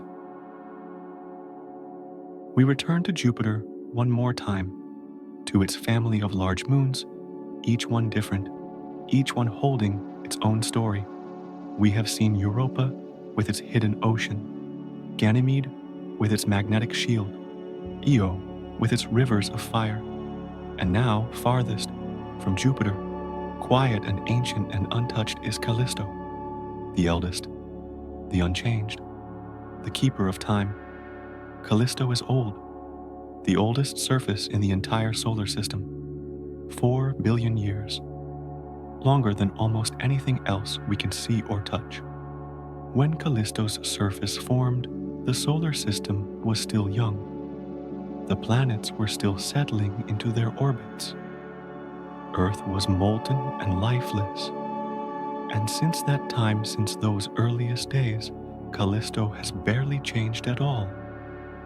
The surface is covered in craters, thousands upon thousands of them, overlapping, crowding together, some large, some small, each one a mark left by an ancient collision. A rock from space, traveling for millions of years, finally meeting Callisto's surface and leaving its signature, a scar, a memory, and because there is no wind, no water, no tectonic movement to erase them, the craters remain, every single one, a record of every impact stretching back to the beginning. Looking at Callisto is like reading a history book written in stone and ice. Each crater tells a story. Each mark on the surface is a moment frozen in time. Billions of years of collisions, all preserved, all visible, layered on top of each other, like pages in an endless journal. The surface does not forget. It holds everything, patient, silent, unchanging. The color of Callisto is dark, a deep muted brown tinged with gray. Not the bright whites of Enceladus or Europa, not the vibrant yellows of Io, just a quiet, earthy tone darkened by billions of years of dust and radiation. It is a color that feels grounded, aged, like old wood or weathered stone, a color that does not demand attention, but invites you to look closer, to notice the details, the textures, the quiet beauty of something that has endured. Callisto is far from Jupiter, farther than Ganymede, farther than Europa, farther than Io. And because of that distance, it is safer. The intense radiation that pours from Jupiter, the magnetic storms that batter the inner moons, barely touch Callisto. It sits just beyond the reach of the worst of it, protected by distance, shielded by space. It is the calmest of Jupiter's moons, the most peaceful. Beneath the ancient cratered surface, there is water, an ocean hidden deep below the ice, just like on Europa and Ganymede. But Callisto's ocean is quieter. There are no tidal forces heating it, no volcanic vents stirring it.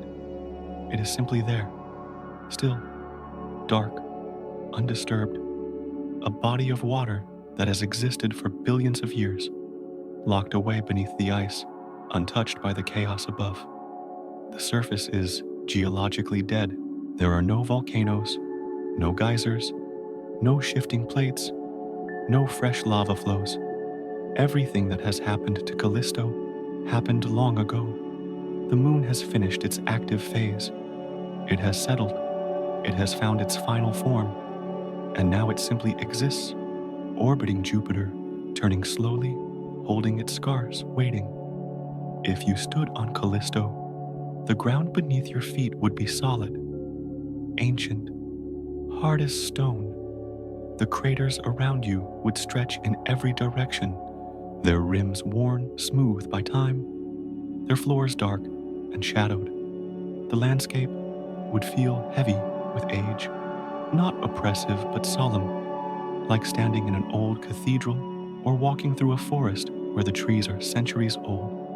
A place where time feels different, slower, deeper. Above you, Jupiter would be visible, but smaller than from the other moons. Still large, still beautiful, but more distant, less overwhelming. Its presence would be gentler here. A reminder that you are still part of its system, still held by its gravity, but with more space to breathe, more room to simply be. The silence on Callisto would be profound. No eruptions, no geysers, no cracking ice, just stillness. The kind of stillness that only comes from a place that has not moved, has not changed for billions of years. A stillness that is not empty, but full of history, full of memory, full of the quiet patience of a world that has seen everything and has no need to rush. There is something deeply calming about Callisto, about the idea of a place that does not change, in a universe where everything is in motion, where stars are born and die, where planets shift and moons collide. Callisto stands as a reminder that some things endure, some things remain, some things simply hold their ground quietly, without effort, without noise. The craters are not wounds. They are records, proof that Callisto has been here, absorbing impacts, taking the blows, holding the history of the solar system on its surface. It has witnessed everything, and it has not broken.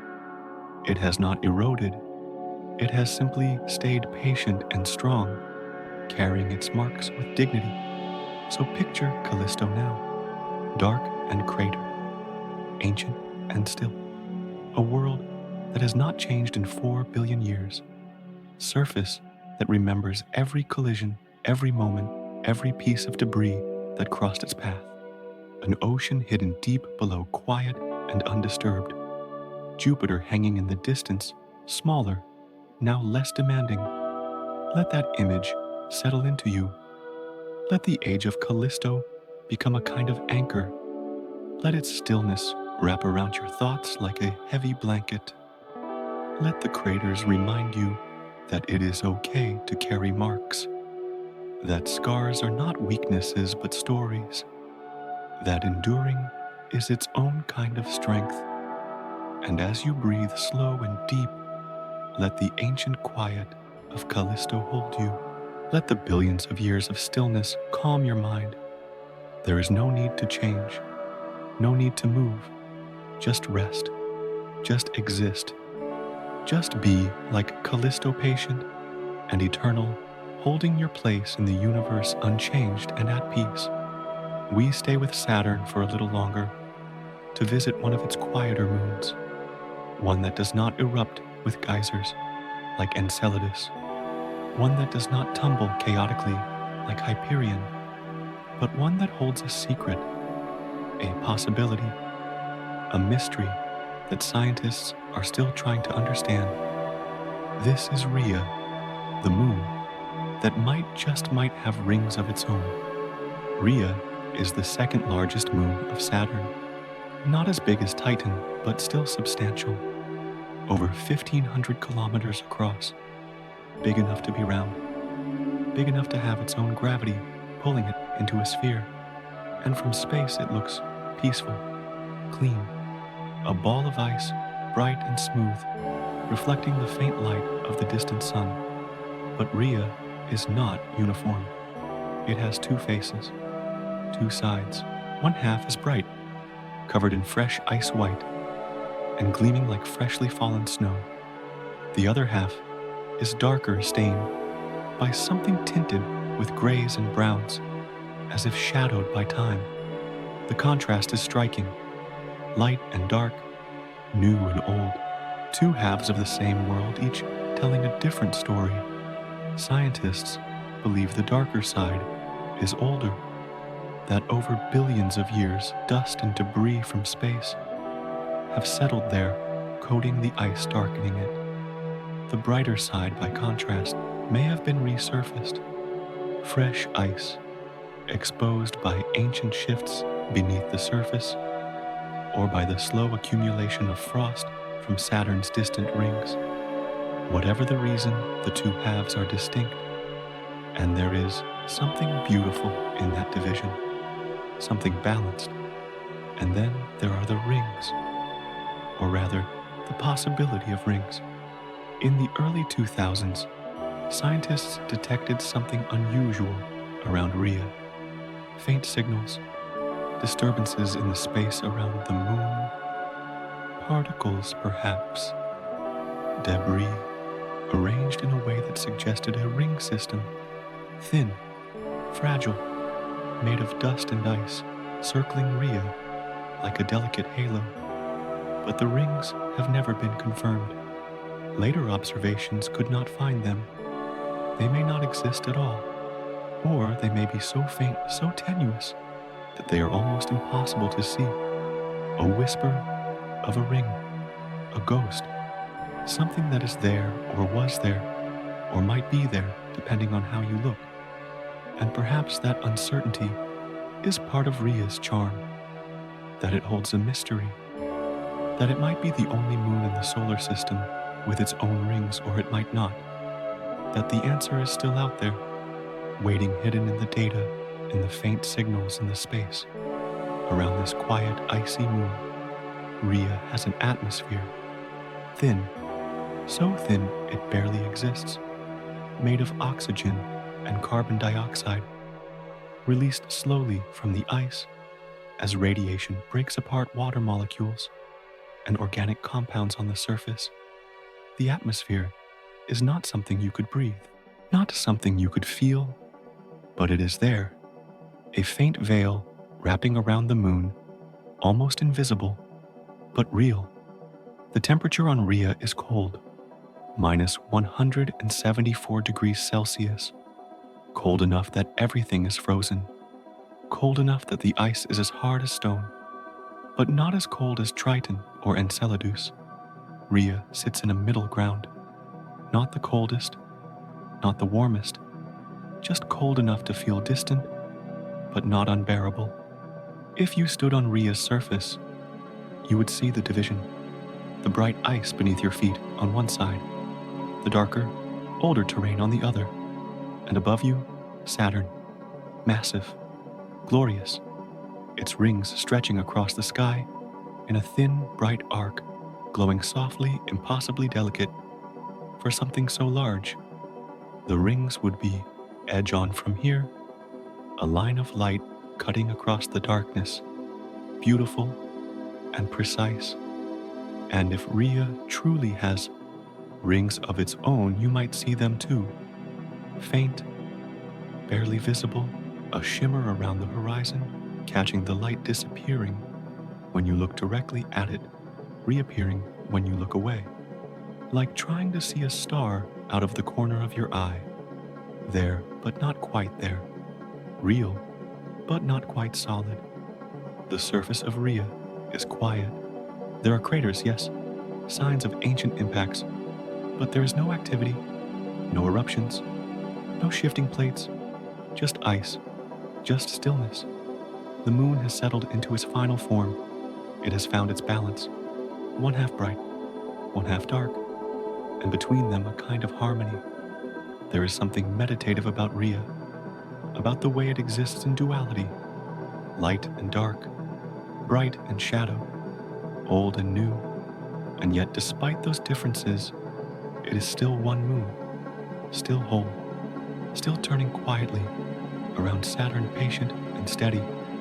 The thin atmosphere is like a whisper, a barely there presence, a reminder that even in places where nothing seems to exist, there is always something, a trace, a hint, a breath of air so faint you might not notice it unless you were looking. And perhaps that is comforting, the idea that even in emptiness, there is never truly nothing. If Rhea has rings, they would be unlike any other rings in the solar system. Not grand like Saturn's, not bright like the ring that may one day form from Phobos, just faint, delicate, a circle of dust barely held together, barely visible, circling this small, quiet moon in the shadow of a giant. And if it does not have rings, that is okay too, because Rhea does not need them. It is beautiful on its own, in its simplicity, in its balance, in the way it divides itself into light and dark, and yet remains whole. So picture Rhea now, a smooth sphere of ice, half bright, half dark. Saturn hanging above its rings, glowing softly in the distance, and around Rhea, perhaps a faint halo of particles shimmering barely there, like a secret the moon is keeping to itself. Let that image rest with you. Let the duality of Rhea remind you that it is okay to have different sides, that light and dark can coexist, that you do not have to be one thing or the other. You can be both, and you can still be whole. Let the thin atmosphere remind you that even the smallest presence matters, that even a whisper has weight, that even in near emptiness there is something. And as you breathe slow and soft, let yourself settle into balance like Rhea. Let the two halves of your thoughts, the light and the dark, find their place. Let them exist together without conflict, without struggle. Just rest, just be, like this quiet, mysterious moon, turning slowly in the light of Saturn, holding its secrets gently at peace. Now we travel to Uranus, the tilted giant, the ice planet rolling on its side, spinning in a way no other planet does. And orbiting Uranus, small and strange and beautiful in its brokenness, is Miranda, a moon that looks like it was shattered and then pieced back together, a moon that wears its scars openly, a moon that should not be whole, but somehow is. Miranda is small, only about 500 kilometers across, tiny compared to the moons we have visited, but what it lacks in size it makes up for in strangeness. Its surface is unlike anything else in the solar system, a patchwork, a collage, as if someone took pieces from different worlds and stitched them together, not caring if they matched. There are old regions, dark, heavily cratered, surfaces that have not changed in billions of years. And then, right next to them, there are new regions, bright, smooth, marked by parallel grooves and ridges that look almost deliberate, almost carved. The contrast is jarring. It does not look natural, but it is.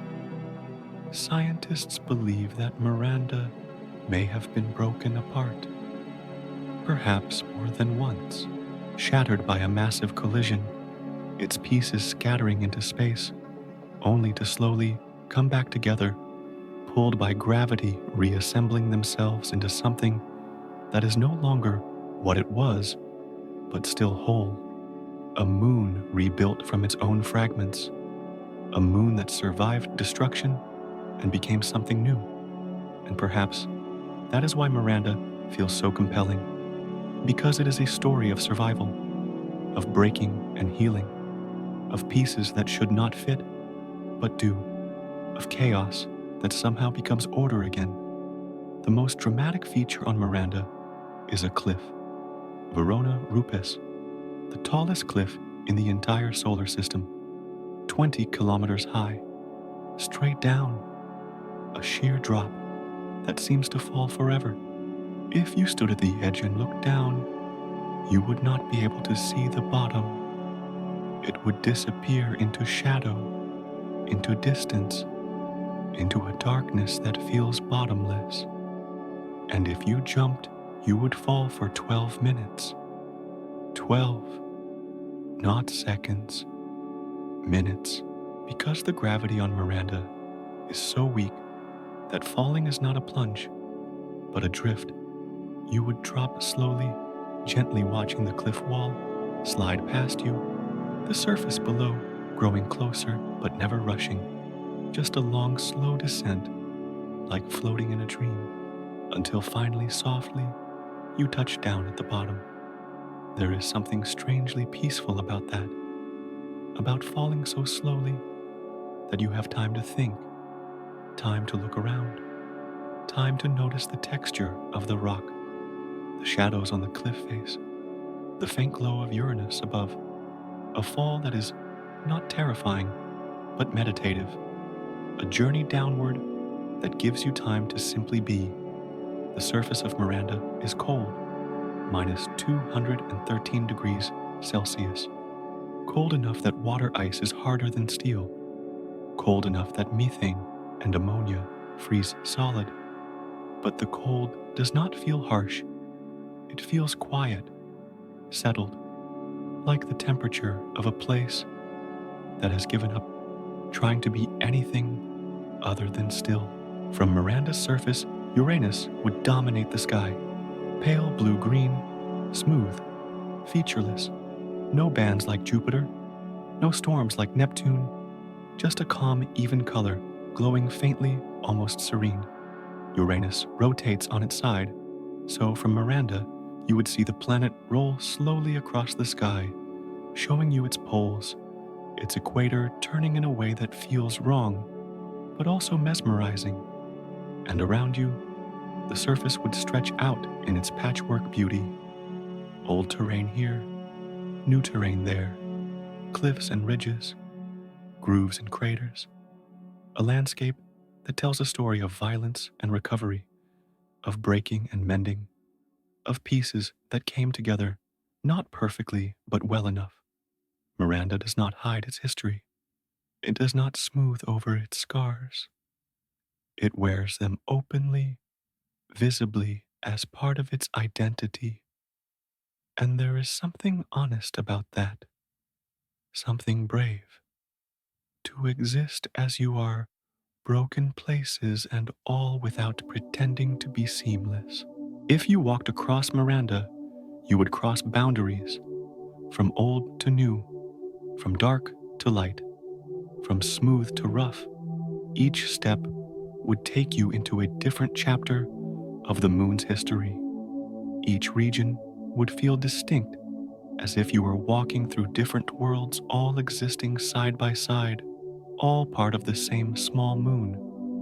And perhaps that is the lesson of Miranda, that you can be many things at once, that you can carry old wounds and new growth in the same body, that you can be broken and whole at the same time, that the pieces do not have to match perfectly to fit together. The cliff Verona Rupus stands as a monument to that idea, a place where the surface broke, where something massive happened, where the moon cracked open and revealed its interior, and yet Miranda did not collapse. It held. It stayed. The cliff is not a sign of failure. It is a sign of endurance. So picture Miranda now, small and patched together, a surface of contrasts, old and new, dark and light, a cliff so tall you could fall for 12 minutes and land softly. Uranus, rolling slowly in the sky, pale and calm, and beneath your feet, a moon that was shattered and remade, that carries its history openly, that holds together despite everything. Let that image settle with you. Let the patchwork nature of Miranda remind you that it is okay to be imperfect, that scars are part of the story, that being broken once does not mean you cannot be whole again. Let the slow fall from the cliff remind you that even descents can be gentle, that falling does not have to be frightening, that sometimes the way down is slow enough to give you time to breathe. And as you rest now, let Miranda's quiet strength hold you. Let the cold stillness of its surface calm your thoughts. You are like Miranda, made of pieces, carrying history, holding together, even when it feels like you should not. And that is enough. That is beautiful. That is whole. We return to Neptune now, the deep blue world, at the edge of the solar system, and orbiting close to it, closer than Triton, smaller and quieter, is Proteus, a moon you have probably never heard of, a moon that does not demand attention, but a moon that holds a curious distinction. It is as round as a moon can possibly be without collapsing under its own weight. Proteus is not large, only about 420 kilometers across, small enough that gravity has not fully pulled it into a perfect sphere. But it is close, very close. It sits right at the edge, right at the boundary between being round and being irregular. Any smaller, and it would look like a lumpy potato, like Phobos or Deimos. Any larger, and it would be a perfect sphere, smooth and symmetrical. But Proteus exists in between, almost round, nearly spherical, balanced on the edge of form. And there is something quietly beautiful about that, about being just enough, about reaching the threshold and stopping there. Not too much, not too little, just right, just sufficient. The surface of Proteus is dark, very dark, one of the darkest moons in the solar system. It absorbs light rather than reflecting it, so from space it looks like a shadow, a dark sphere floating in the blackness, barely visible against the void. Only when the sun catches it at the right angle does it reveal itself, a soft, muted gray, charcoal, the color of stone that has been sitting in the rain for centuries.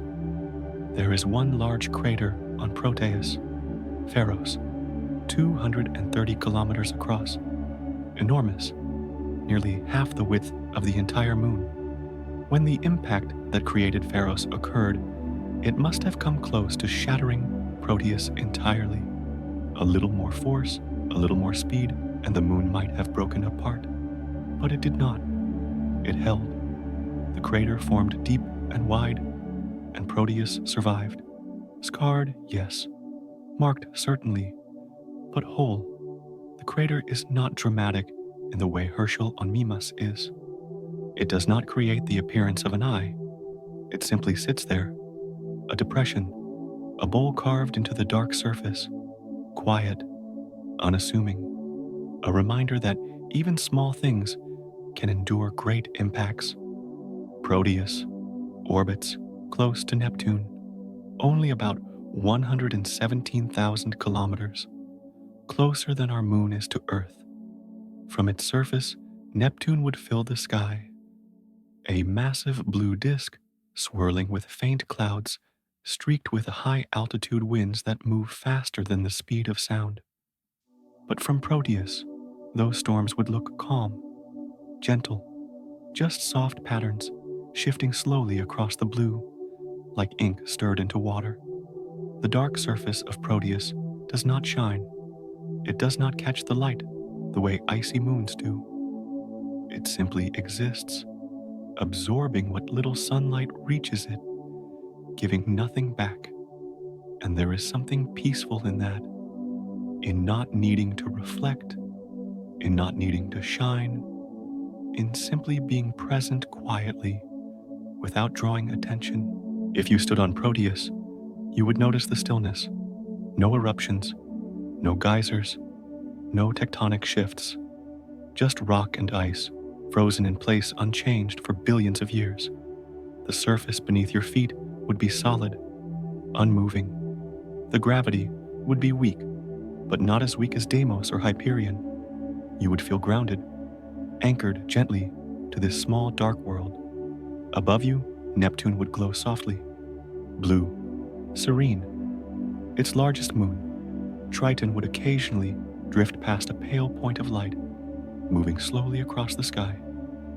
And beyond them, the sun, so far away now that it is barely more than a bright star, offering no warmth, no comfort, just a distant reminder that you are still part of the solar system, still connected to the light, even if only faintly.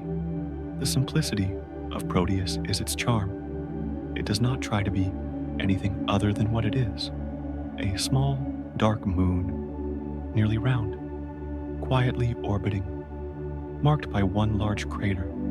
No atmosphere, no hidden oceans, no mysteries waiting to be uncovered, just a rock in space, doing what rocks do, existing, enduring, and perhaps that simplicity is what makes it relaxing.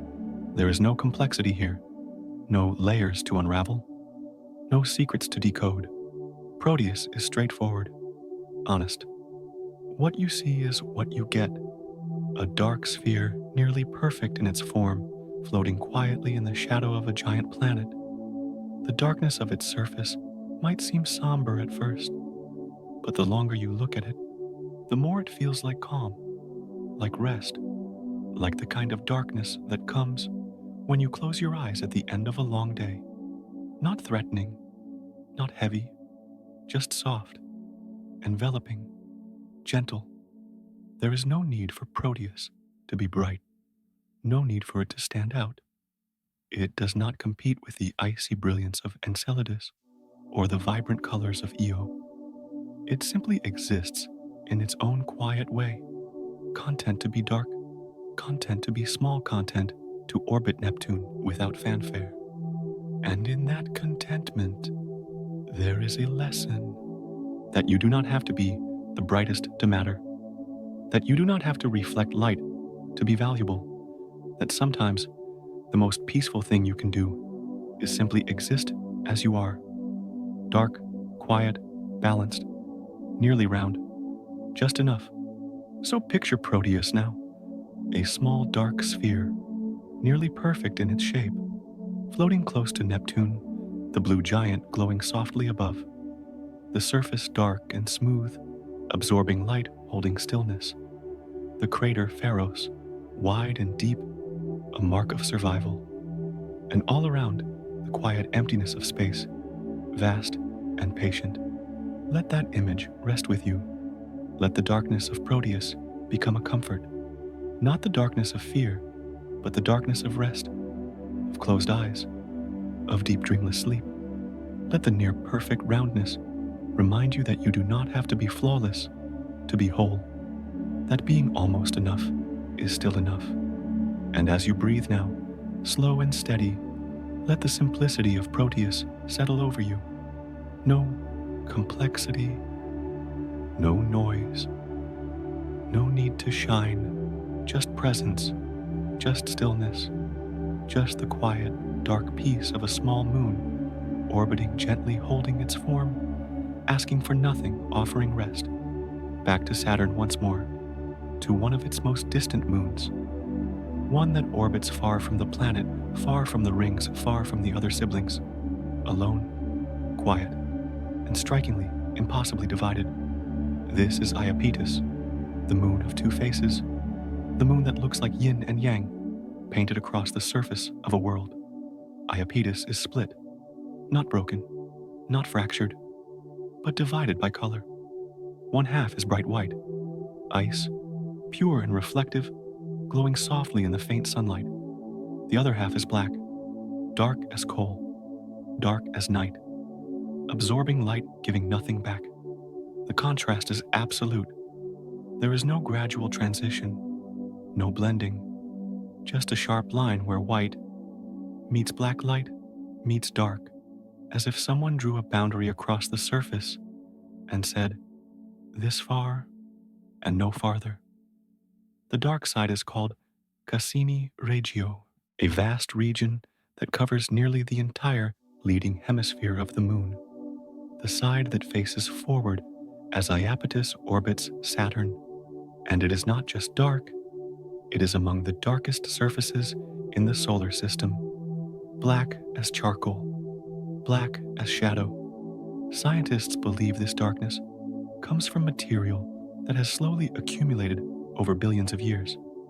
Dust, organic compounds, perhaps debris from other moons swept up by Iapetus as it moves through space, sticking to the surface, building up layer after layer, until the ice beneath is completely hidden. The bright side, by contrast, is almost untouched.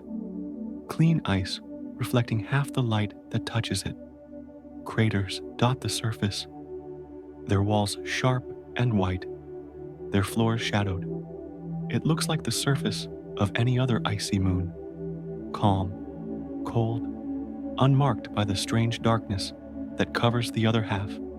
And yet these two sides exist on the same moon. They share the same sky, the same gravity, the same history. They are not separate worlds. They are one, divided, yes, contrasting certainly, but still whole. There is something deeply symbolic about Iapetus, about the way it holds light and dark together, not in conflict, but in balance. One side does not erase the other. One side does not try to dominate. They simply coexist quietly, patiently, each playing its part. And running between them, along the equator, is something even stranger. A mountain range, 20 kilometers high, nearly as tall as the cliffs on Miranda. But this is not a single peak. It is a ridge, a wall, a raised line that circles the entire moon, following the equator perfectly, as if someone stitched the two halves together with a seam of stone. No one knows how this ridge formed. It is unique. No other moon has anything like it.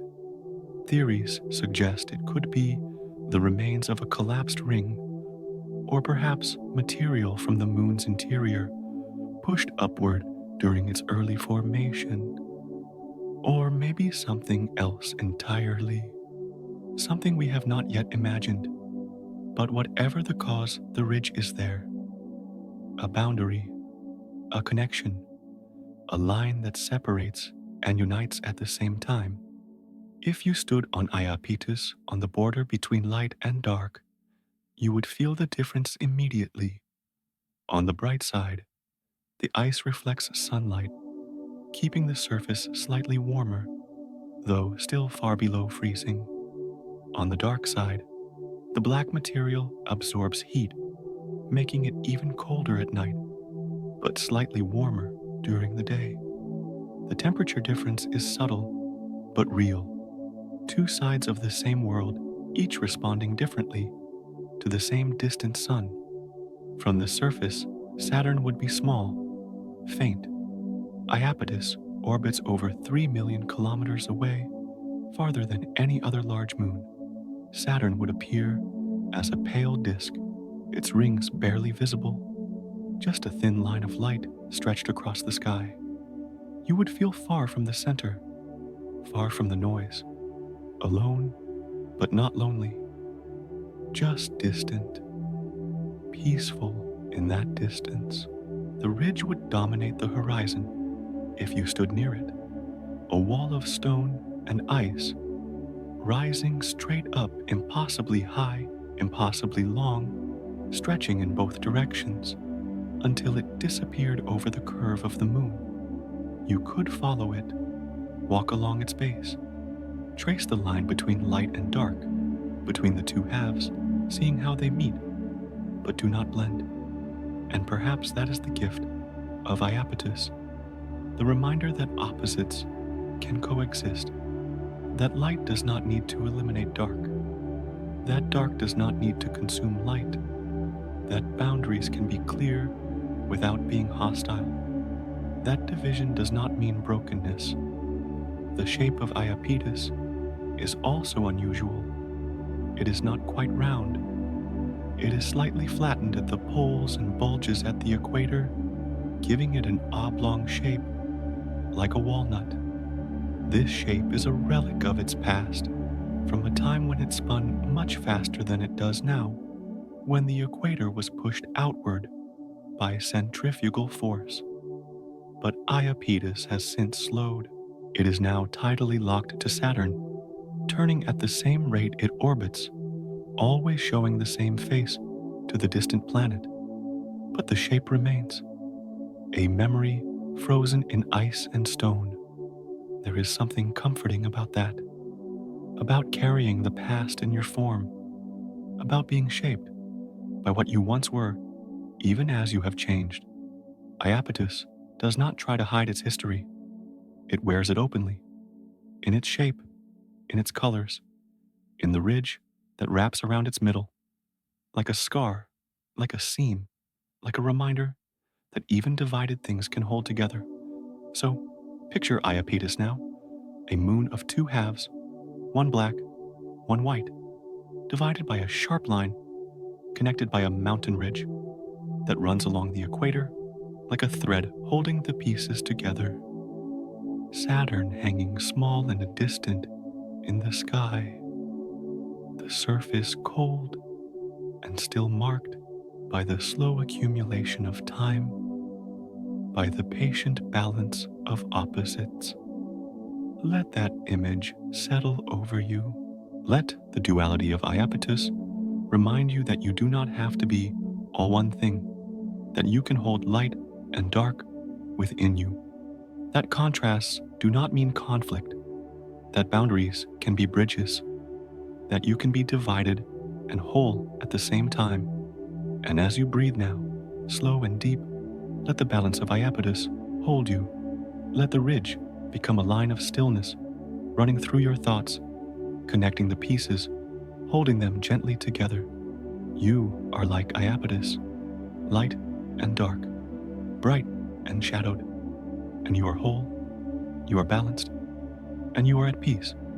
We stay with Saturn, moving inward now closer to the planet, to a moon that at first glance looks ordinary, smooth, icy, quiet.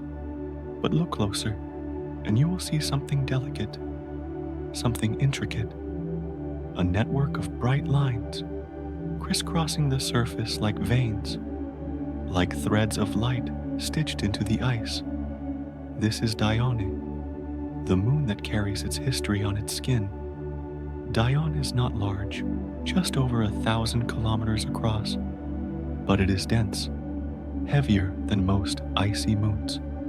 Beneath the surface of ice, there is rock, a solid core, heavy and ancient, holding the moon together from the inside. It gives Dione a kind of solidity, a weight, a presence that feels grounded even as it floats through space. The surface is bright, brighter than most.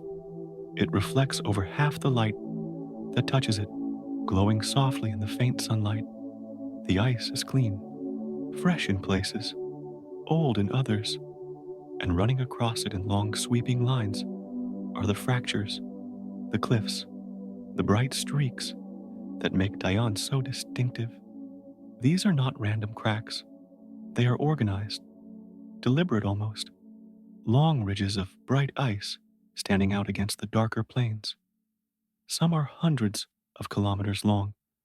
Some branch and intersect, creating patterns that look almost intentional, like a map, like a network of roads, like veins carrying something invisible beneath the surface. Scientists call them chasmata, canyons, fractures in the ice formed long ago when the interior of Dione was still active, when something beneath the surface moved, shifted, perhaps liquid water warmed by tidal forces pushing upward, perhaps the ice expanding as it froze. Whatever the cause, the surface cracked, and fresh ice welled up from below, filling the fractures, creating these bright lines that now mark the moon like scars that have healed into something beautiful. The lines are not harsh. They are soft, gentle. They do not look violent. They look like art, like someone took a brush and painted delicate strokes across the surface, careful and precise, creating a pattern that is both random and harmonious. Dione may have an ocean deep below the ice, hidden, quiet, like Europa, like Enceladus. Scientists have found hints, subtle disturbances in the way Dione wobbles as it orbits, small variations in its shape, signs that something liquid might exist beneath the frozen shell. But it is not confirmed, not proven, just a possibility, a secret that Dione might be keeping, and perhaps that is part of its charm, that it does not announce itself, that it does not erupt with geysers or glow with auroras. It simply exists, quietly holding whatever secrets it holds, offering only these bright lines on its surface as clues, whispers, hints of a past that was once more active, more alive. If you stood on Dione, the ice beneath your feet would be hard, solid, cold, minus 186 degrees Celsius, cold enough to feel absolute, cold enough that nothing moves, nothing changes. The fractures around you would rise gently from the surface, not steep like cliffs, but soft like hills, bright ridges catching the light, glowing faintly, leading your eye across the landscape in long, graceful curves. Above you, Saturn would fill the sky, larger than from Rhea or Iapetus, closer, more present.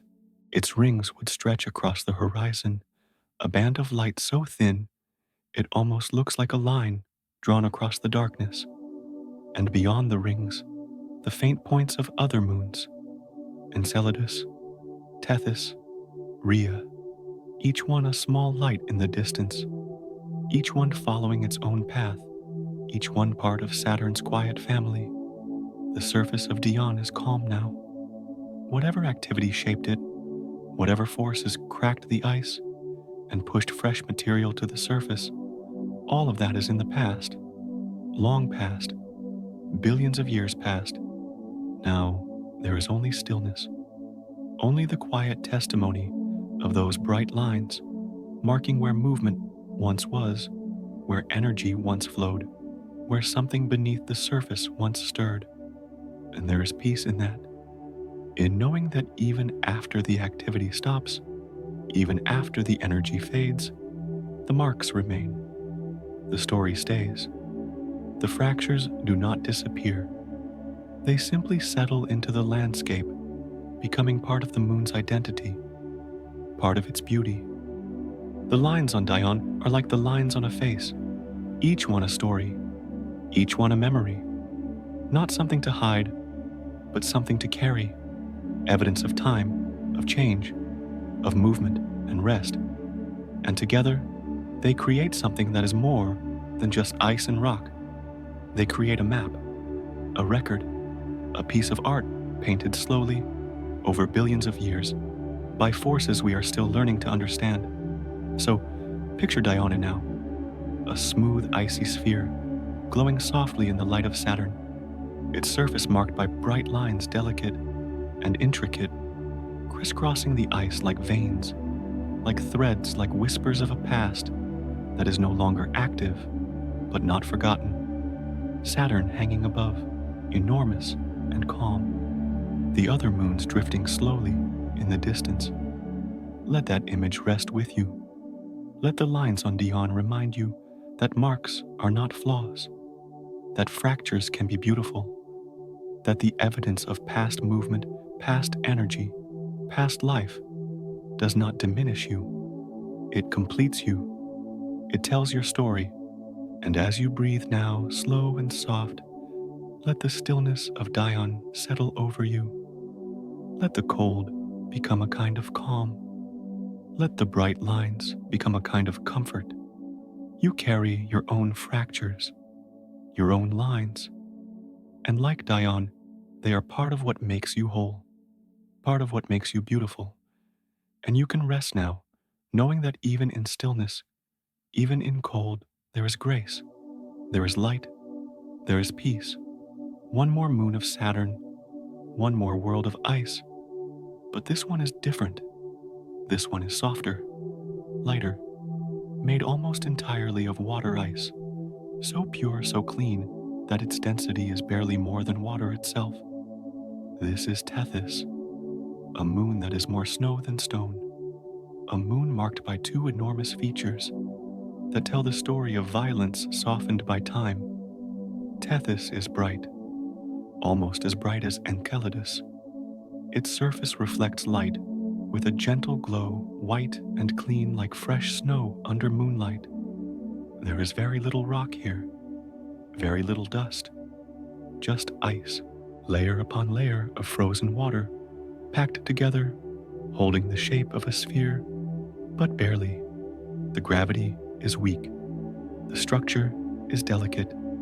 Tethys feels almost fragile, as if it could crack under too much pressure, as if it is held together by patience rather than strength. And perhaps it is, because Tethys has been through violence. Long ago, something massive struck it, an asteroid, a comet, something large and fast, traveling through the cold of space until it collided with Tethys and left a mark that has never faded. That mark is called Odysseus, a crater so large it covers nearly 2/5 of the moon's entire diameter, 400 kilometers across, a bowl carved into the ice, deep and wide, a wound that should have shattered the moon entirely. But Tethys survived. The ice absorbed the impact. It flexed. It gave. And over billions of years, the crater slowly flattened. The ice, soft and pliable, flowing like a glacier, filled in the deepest parts, smoothed the sharpest edges, until what remains now is not a deep hole, but a shallow depression, a memory of impact softened by time. The walls are low. The floor is smooth. It no longer looks violent. It looks gentle, like a dent in soft clay, like a footprint in snow that has been there so long it has almost faded. And running across the surface from one side of Tethys to the other is a canyon, Ithaca Chasma, 2,000 kilometers long. 3 to 5 kilometers deep, a crack in the ice stretching nearly 3/4 of the way around the moon, like a seam that is split but not separated. Scientists believe it may have formed when the crater Odysseus was created. The impact was so powerful that it sent shockwaves through the entire moon, cracking the ice on the opposite side, creating this enormous canyon that has stayed open ever since. The canyon is not sharp, not jagged, it is smooth, rounded. The edges have softened, over time eroded not by wind or water, but by the slow, patient flow of ice. It looks less like a scar and more like a frozen river carved into the surface, winding gently, peacefully, as if it has always been there. If you stood on Tethys, near the edge of Ithaca Chasma, you would see the canyon stretching out before you, wide, deep enough to feel significant, but not terrifying. The walls would slope gently downward, the floor flat and smooth, covered in the same bright ice that covers the rest of the moon.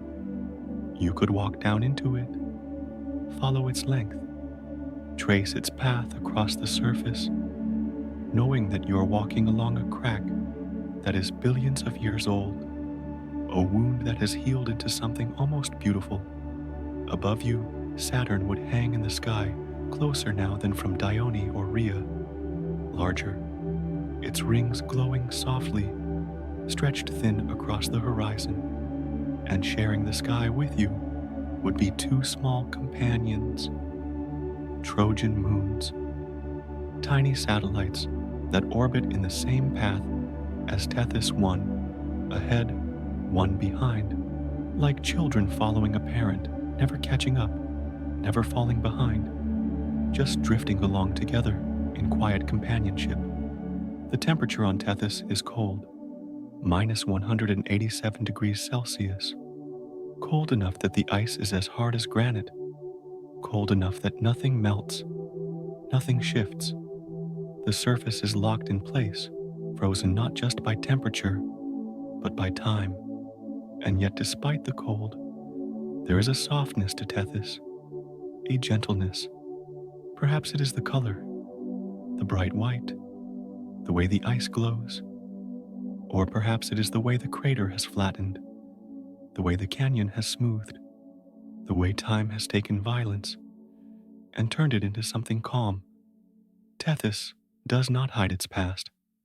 The crater is there. The canyon is there. Both visible, both undeniable. But they are no longer wounds. They are features, part of the landscape, part of the moon's identity. And they do not define Tethys as broken. They define it as enduring, as something that took the impact, took the crack, and continued, softened, healed, not by erasing the marks, but by letting them settle into something peaceful. There is something deeply comforting about that, about the idea that damage does not have to stay sharp, that over time, with patience, the edges soften, the depth fills in, the scar becomes part of the landscape, no longer a source of pain, just a part of the story. So picture Tethys now, a bright icy sphere, glowing softly in the light of Saturn. The crater, Odysseus, wide and shallow, a bowl of ice smoothed by time. The canyon, Ithaca, Chasma, long and gentle, winding across the surface like a frozen river. Saturn above, enormous and calm. The Trojan moons drifting nearby, small companions in the dark. Let that image rest with you. Let the softness of Tethys remind you that even great impacts can be absorbed, that even deep cracks can smooth over time. That healing does not mean forgetting. It means softening. It means allowing the sharp edges to round the deep places, to fill the wounds, to become part of the landscape without dominating it. And as you breathe now slow and steady, let the ice of Tethys hold you. Let the cold become stillness. Let the brightness become calm. You have been impacted. You have been cracked. And like Tethys, you are still here, still whole. And over time, with patience, the edges will soften, the depth will fill, and you will be at peace. We have visited the giants, the large moons, the ones with names you might recognize: Europa, Titan, Ganymede, Triton. But there are others, so many others, scattered throughout the solar system, orbiting quietly, barely noticed, barely named. Small worlds, tiny worlds, some no larger than a city block, some shaped like potatoes, some like fragments of something that broke apart long ago. These are the small moons, and they have their own quiet beauty. There are over 200 moons in our solar system. 200. Some orbit Jupiter, some orbit Saturn, others circle Uranus, Neptune, Mars. Even Earth has one, though we often forget that our moon is part of a much larger family. Most of these moons are small, so small that you could walk across them in an afternoon, so small that their gravity barely holds them together. And yet each one is a world. Each one has its own story. Many of these small moons do not look like moons at all. They look like asteroids, lumpy, irregular, covered in dust and craters. They tumble through space, rotating slowly, unevenly, with no particular pattern. They were not born alongside their planets, the way large moons were. They were captured, pulled in by gravity as they wandered too close. Strangers who became part of the family. Outsiders who found a home. And there is something beautiful about that. About being caught. About drifting through space alone until one day you pass close to something large, something stable, and its gravity wraps around you gently and you stay. You become part of its orbit, part of its system, not by birth, but by chance, by proximity, by being in the right place at the right time. Saturn has some of the smallest moons, dozens of them, tiny fragments of ice and rock, each one only a few kilometers across. Some orbit within the rings, carving gaps, sweeping up particles, keeping the rings stable. These are called shepherd moons. They do not draw attention to themselves. They do not shine, but without them the rings would blur. They would spread. They would lose their sharp edges. The shepherd moons keep things in place, quietly, patiently, doing their work without recognition. There are also Trojan moons, small satellites that share an orbit with a larger moon drifting along the same path, staying exactly 60 degrees ahead or behind. Never catching up, never falling back, just moving together like companions on a long journey, keeping pace, keeping distance, but always connected by the same invisible track. And then there are the irregular moons, the ones that orbit backward, the ones whose orbits are tilted eccentric, strange. These are almost certainly captured objects, asteroids that wandered too close and were pulled into orbit, their original paths, bent their original destinations forgotten. Now, they circle their planets in loops that feel wrong, that do not match the orderly rotation of the system. But they are still there, still part of it, still held. Many of these small moons do not have names, not yet. They are known only by numbers and letters, designations, catalog entries. But that does not make them less real, less significant. They exist, they orbit, they turn, and perhaps one day someone will look closely enough, care enough to give them names, to recognize them as individuals, not just as numbers in a list. If you could visit one of these small moons, you would feel almost weightless. The gravity would be so weak that a gentle push would send you drifting upward, slowly, lazily, like a balloon released into the air. You could jump and leave the surface, entirely floating off into space unless you held on, unless you anchored yourself. The surface would be rough, uneven, covered in dust and small rocks. No atmosphere, no weather, just the cold silence of space pressing down, though not heavily, just gently. The sun would be a point of light, far away, offering little warmth, little comfort, and around you, the vastness of space, stars in every direction, and somewhere the planet you orbit, large or small, close or far, a presence in the sky, a reminder that you are not alone. These small moons do not try to be impressive. They do not compete with the giants. They do not have oceans or geysers or magnetic fields. They are just rocks, just ice, just fragments. But they are there, and they matter, not because they are large, but because they exist, because they play their part, however small, in the great dance of the solar system.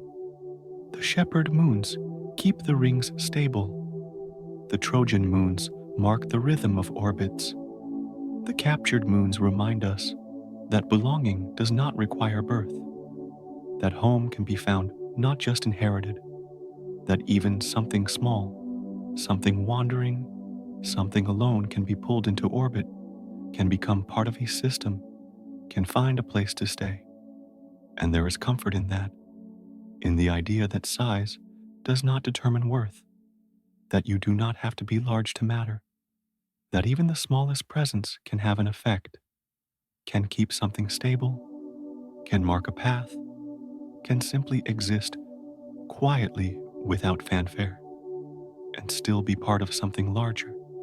These small moons will never be famous. They will never have missions sent to study them. They will never have books written about them. But they will continue to orbit. They will continue to turn.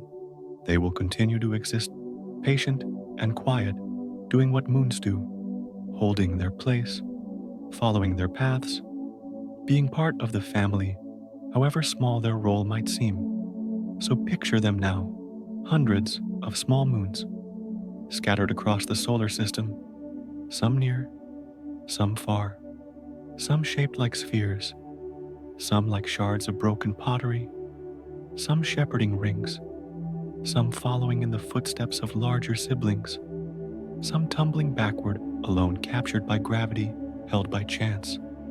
Let that image rest with you. Let the smallness of these moons remind you that you do not have to be grand to be valuable, that quiet roles are still roles, that small contributions still matter, that being unnoticed does not mean being unimportant. And as you breathe now slow and soft, let the simplicity of these tiny worlds calm you. Let their smallness become a kind of freedom. Let their quiet orbits remind you that you do not have to be loud to be heard. You do not have to be large to belong. You simply have to be. And that is enough. That is more than enough. Just like these small moons, drifting quietly through space, content to exist, content to orbit, content to be small and unnoticed and perfectly peacefully whole. And so we have traveled from our moon close and familiar all the way to the edge of the solar system and back again.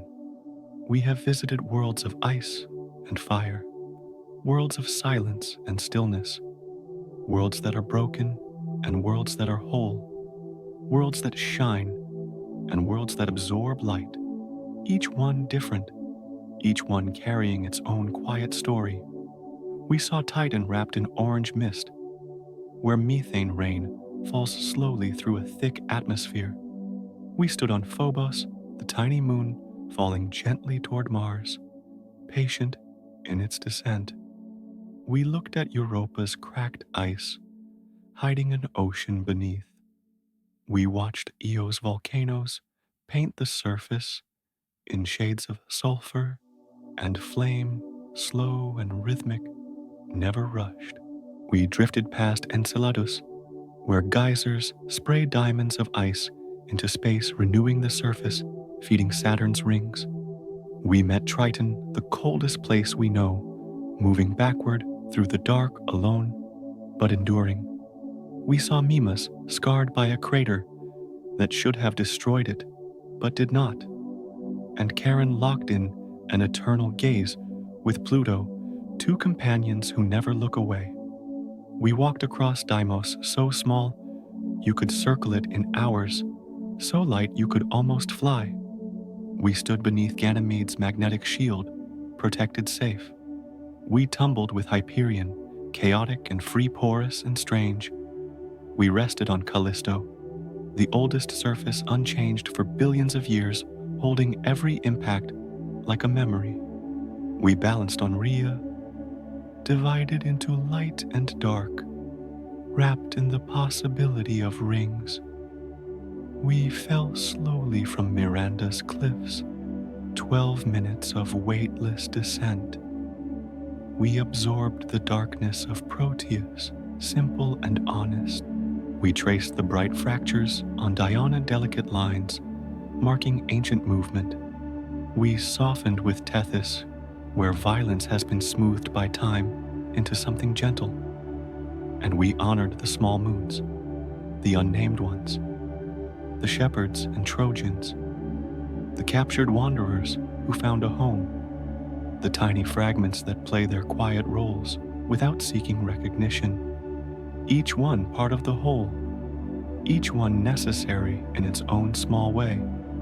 These moons have been turning for billions of years, long before you were born, long before anyone was here to name them, and they will continue turning long after we are gone, patient, unhurried, following their orbits, holding their shapes, existing simply because they exist. There is no purpose they are chasing, no goal they are trying to reach. They simply are, and that is enough.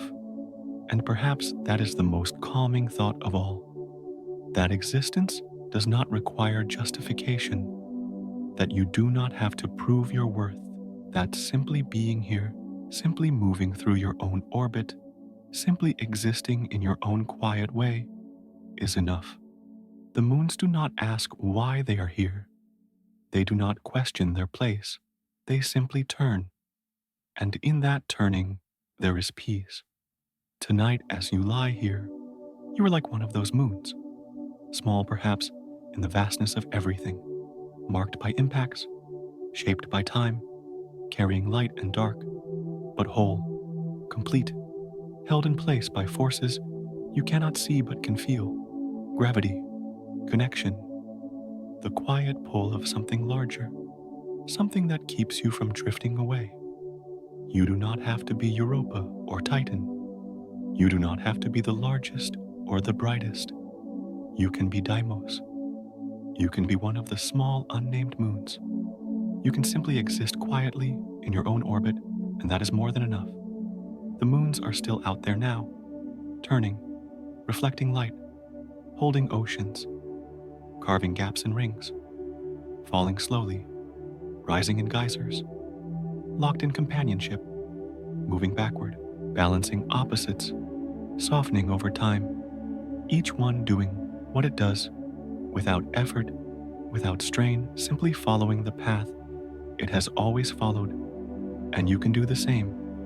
You can let go of the effort, let go of the need to be more, to do more, to prove more. You can simply rest, simply be, simply turn like the moon's patient, and steady, held by something larger, moving through the dark, without fear, without urgency, just existing, just breathing, just being. So, close your eyes now.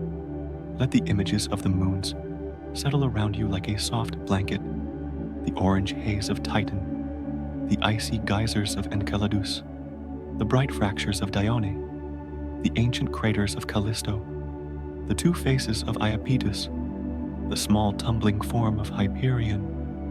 all of them turning quietly, existing peacefully, asking nothing of you except to rest.